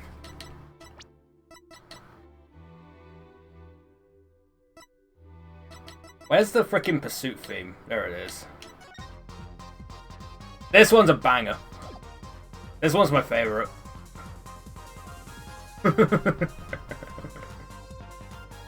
I will admit the Apollo Justice game had the best music. I'll say it. I'll say it.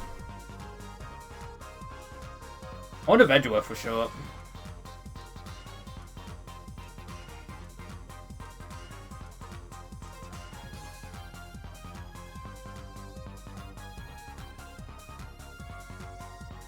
Change playback mode. Oh.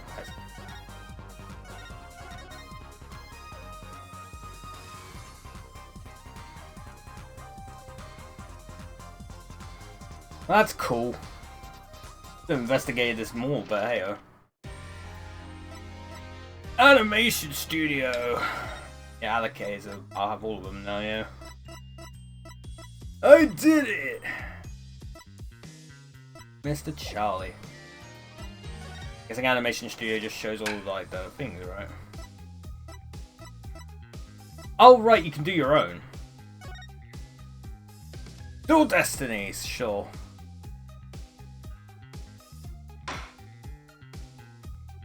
Follow Justice. It's like fricking that website. Mouth flap on and off. Oh, he's talking. So I guess I could just... Death Slam! Yes. Okay, that's kind of cool. Oh wait, hold on.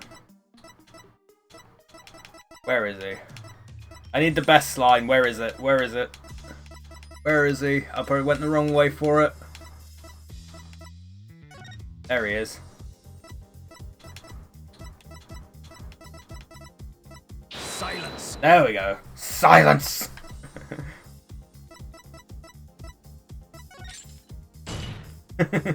Silence. There we go, that's cool. Smug. That's cool.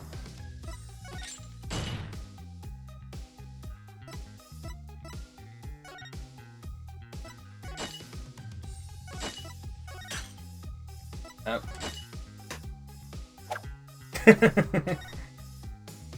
Am I the bad guy?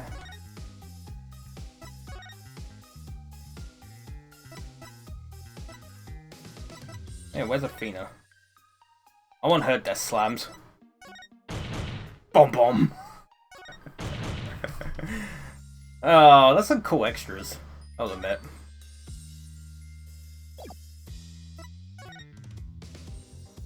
There's some definite cool stuff in this trilogy. It's definitely worth getting. It's worth getting all of them, honestly. It's worth getting the first trilogy and this one. I think they updated the first trilogy to have this sort of stuff in it, but I wouldn't be able to tell you. Because I only played it when it was on Game Pass, and it's not on there anymore. Hasn't been on there for a little while. I don't actually own the first trilogy. Maybe I should. Maybe I should get on Steam or something. But chat, nonetheless, we are done with the trilogy, and I've got the 1,000 points. Hell yeah. You love to see it. You love to see that. Another 1,000 points, chat. Very good stuff.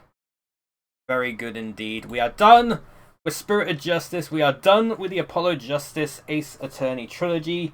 I really enjoyed my time with these 3 games. They were all very fun. They were all enjoyable. Some more enjoyable than others. I still think my favourite of the 3 is Dual Destinies. Dual Destinies absolutely had the best characters. And I did enjoy the overarching story. Dual Destinies is my second favourite in the series so far. It's behind Trials and Tribulations. Trials and Tribulations still peak, but Dual Destinies got close. Dual Destinies was fun.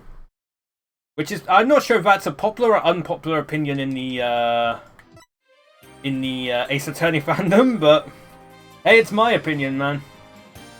I think Dual Destinies was a very good time. Number 3 would be the OG game, Phoenix Wright Ace Attorney, the first one. I mean, it's iconic for all sorts of reasons, and I think it does deserve that. Number 4 on the list, and my second one and the favourite of this, is Spirit of Justice, the one we just finished. I did like the story. I did like seeing like Khura'in and stuff like that, seeing like a new freaking area and that. And there was some cool lore added as well. But I do feel like there are some setbacks with it. I don't think the characters are as good. I don't really like Naito as a prosecutor, I'm sorry. I don't really like him too much. I do like how they did expand on Apollo's story, but it did come at the cost of Athena's story. And it feels like Athena was kind of shoved in there in the last second and given her own case in the last second. Which was a real shame. Hopefully there will be an Ace Attorney 7 that does focus more on Athena, because I would like to see more on Athena. I feel like there's a lot more to her character that still needs to be developed, and I'm hoping they will do that in the future if another Ace Attorney game comes along. Hopefully it does. But, as I said, it is saved by like the storyline being compelling and interesting. That last case, even though it was very long, it did reveal a lot of things that were quite cool. And then, yeah, I think that DLC episode, actually, now I should probably talk about the DLC episode. Not as good as the DLC episode from Dual Destinies. It felt very fan-servicey. It definitely felt like a trial you'd see in the OG trilogy. Except, I don't know. It was fun, but I don't think it was, like, it's one of those, like, middle-of-the-road cases in the OG trilogy. It's definitely better than some of the cases in the OG trilogy. I'll talk about that in a minute. But, it just definitely feels like a throwback. It feels like a throwback case, which is fine. It's fine enough, but I feel like that's all that's the only purpose it served. Being that. But nonetheless, I do think it was good. I do think it was all good. There are no Ace Attorney games I hate. I like all of them, but more of them, there's some I like more than others, I should say. Number 5 on the list, and the last one in this trilogy, is Apollo Justice Ace Attorney. I think what really lets this game down is the fact that even though it's called Apollo Justice Ace Attorney, he's basically a secondary character in his own game. I feel like Phoenix takes the spotlight way too much in this. And it's a real shame. Basically, Apollo's character barely gets, like, touched upon.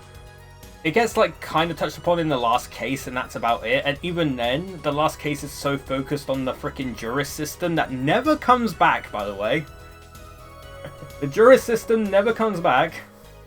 It's only for that one case, and then they don't bother with it ever again. Which is very annoying. I will admit though, the soundtrack's fire. This game definitely had the best soundtrack of the three. That's one thing I'll give for Apollo Justice. Its soundtrack was fire, and it does look nice as well.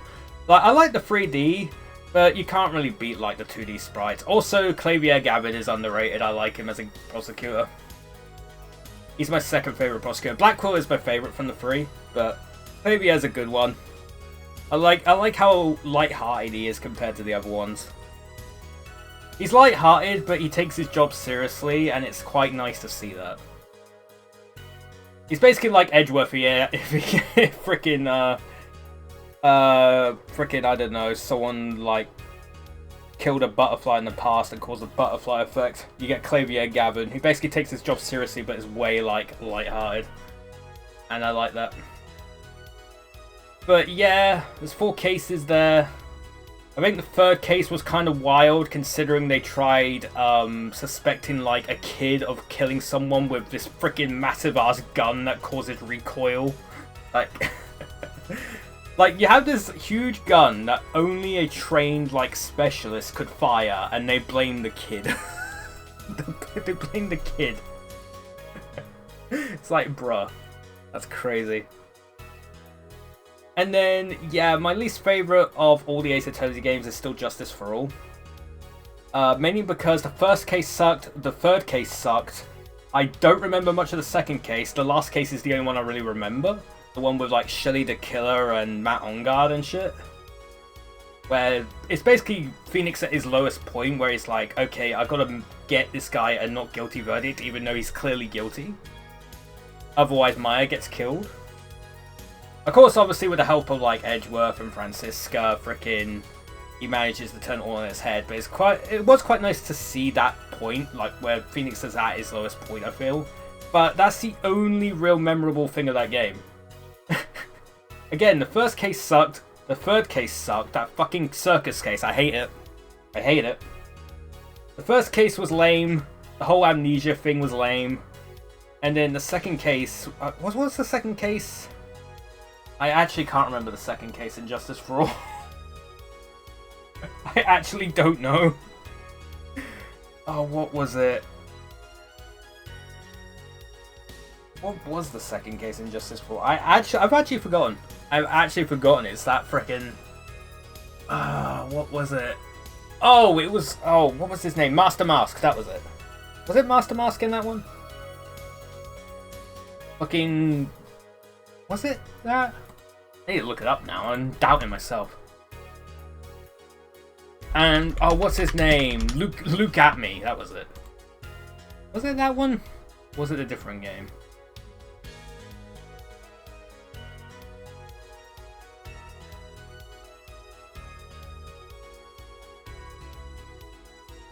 No, it wasn't. No. Master Mask was the third game. Oh, fucking... Oh, that was it. Bloody... What's her name? Bloody Misty Faye. It was the first one with Misty and... What's her name? Morgan Faye. It was the first one involving her. I completely forgot she was in that game. And then obviously she comes back in Trials and Tribulations, so that's the whole point of the last case. Because I think she tried to get like frickin'... Tried calling back Dahlia, and then Dahlia tried like... killing everyone or whatever. Like, Dahlia is just like a fucking wild character. I completely forgot. Fucking Master Mask was the third game. With Luke at Me. Oh yeah, because you see fucking... What's her face? Julian Andrews again. That was it. Julian Andrews was there because she was in the freaking last case of Justice for All. I got them mixed out. I thought a case from the third game was in the second one. Oh jeez. I completely forgot about the freaking Morgan and Misty Faye and what's her name? Eenie Meenie? Whatever the hell her name was. I completely forgot about that. That was crazy. But yeah, Justice for All is definitely at the bottom, but again, I don't hate any of the Ace Attorney games. I liked all of them. I liked playing through all of this. My voice is dead, but it was worth it. It was worth it. And yeah, we are done with 2 of the trilogies now. We are done with all the mainline Ace Attorney games. There were 6. We've done all 6 now on stream. Obviously, we still got the spin-offs to do. We got the Investigations games as well as the Great Ace Attorney. And then there's also the frickin' crossover with Professor Layton as well. But they haven't... That's the only one they haven't released for modern platforms yet. Maybe I'll emulate that one day. I don't know. Maybe I will, maybe I won't. I'll try and get the other 2 collections, the Great Ace Attorney Chronicles and the Investigations collection. I'll probably wait for a sale for both of those. So this won't be the end of us playing Ace Attorney on stream. We'll definitely be going through those games in the future. But for now, our time in the courtroom is once again at an end. Spirit of Justice is done. Apollo Justice Ace Attorney Trilogy is done. 1000 pointed it. Very good. I liked all 3 of the games. And yeah, hopefully you enjoyed me playing through these games, chat. It was very fun indeed. And again, we're not done with this series, but for the time being we are. But not permanently. So yes, we'll wrap it up there. Bit of a shorter stream, 2 shorter streams in a row actually, but might as well end it here. Next stream is tomorrow, chat. We're moving on to something very much different from Ace Attorney. It's one of the sub goals from the last Stompathon. We're going straight into a playthrough that I'm kind of dreading, but I promised it and we're going to do it. Tomorrow we're starting up Bubsy 3D. And I and ahed on which version I would do. I was like, should I just emulate the PS1 version? Or should I get that collection that came out that includes Bubsy 3D? And I went with the collection, because why not? It has achievements. It has Xbox achievements. Funnily enough, I'll show you this tomorrow actually, but obviously there's achievements for the other games in the collection. And I got them all like last night. So the only achievements I got left in that collection now are for Bubsy 3D. But I'll show you something about that tomorrow. That's pretty funny. But yeah, chat. Bubsy 3D starts tomorrow. No stream on Friday. I'm going to be out on Friday, but we will have a stream on Saturday. Jackbox will return this Saturday, hopefully. So a lot of things to look forward to, chat. Hopefully you'll join me for those. Very good. Alrighty, who can we go annoy? Who's online? I guess we'll annoy Octavian. They're playing Honkai Star Rail. They're playing a gacha game. Pretend to be shocked. Pretend to be shocked at them playing a gacha game. But yeah, that's it for today. Hopefully you enjoyed today's stream. Hopefully the rest of your Tuesdays go well. And hopefully I'll see you all next time. Boop.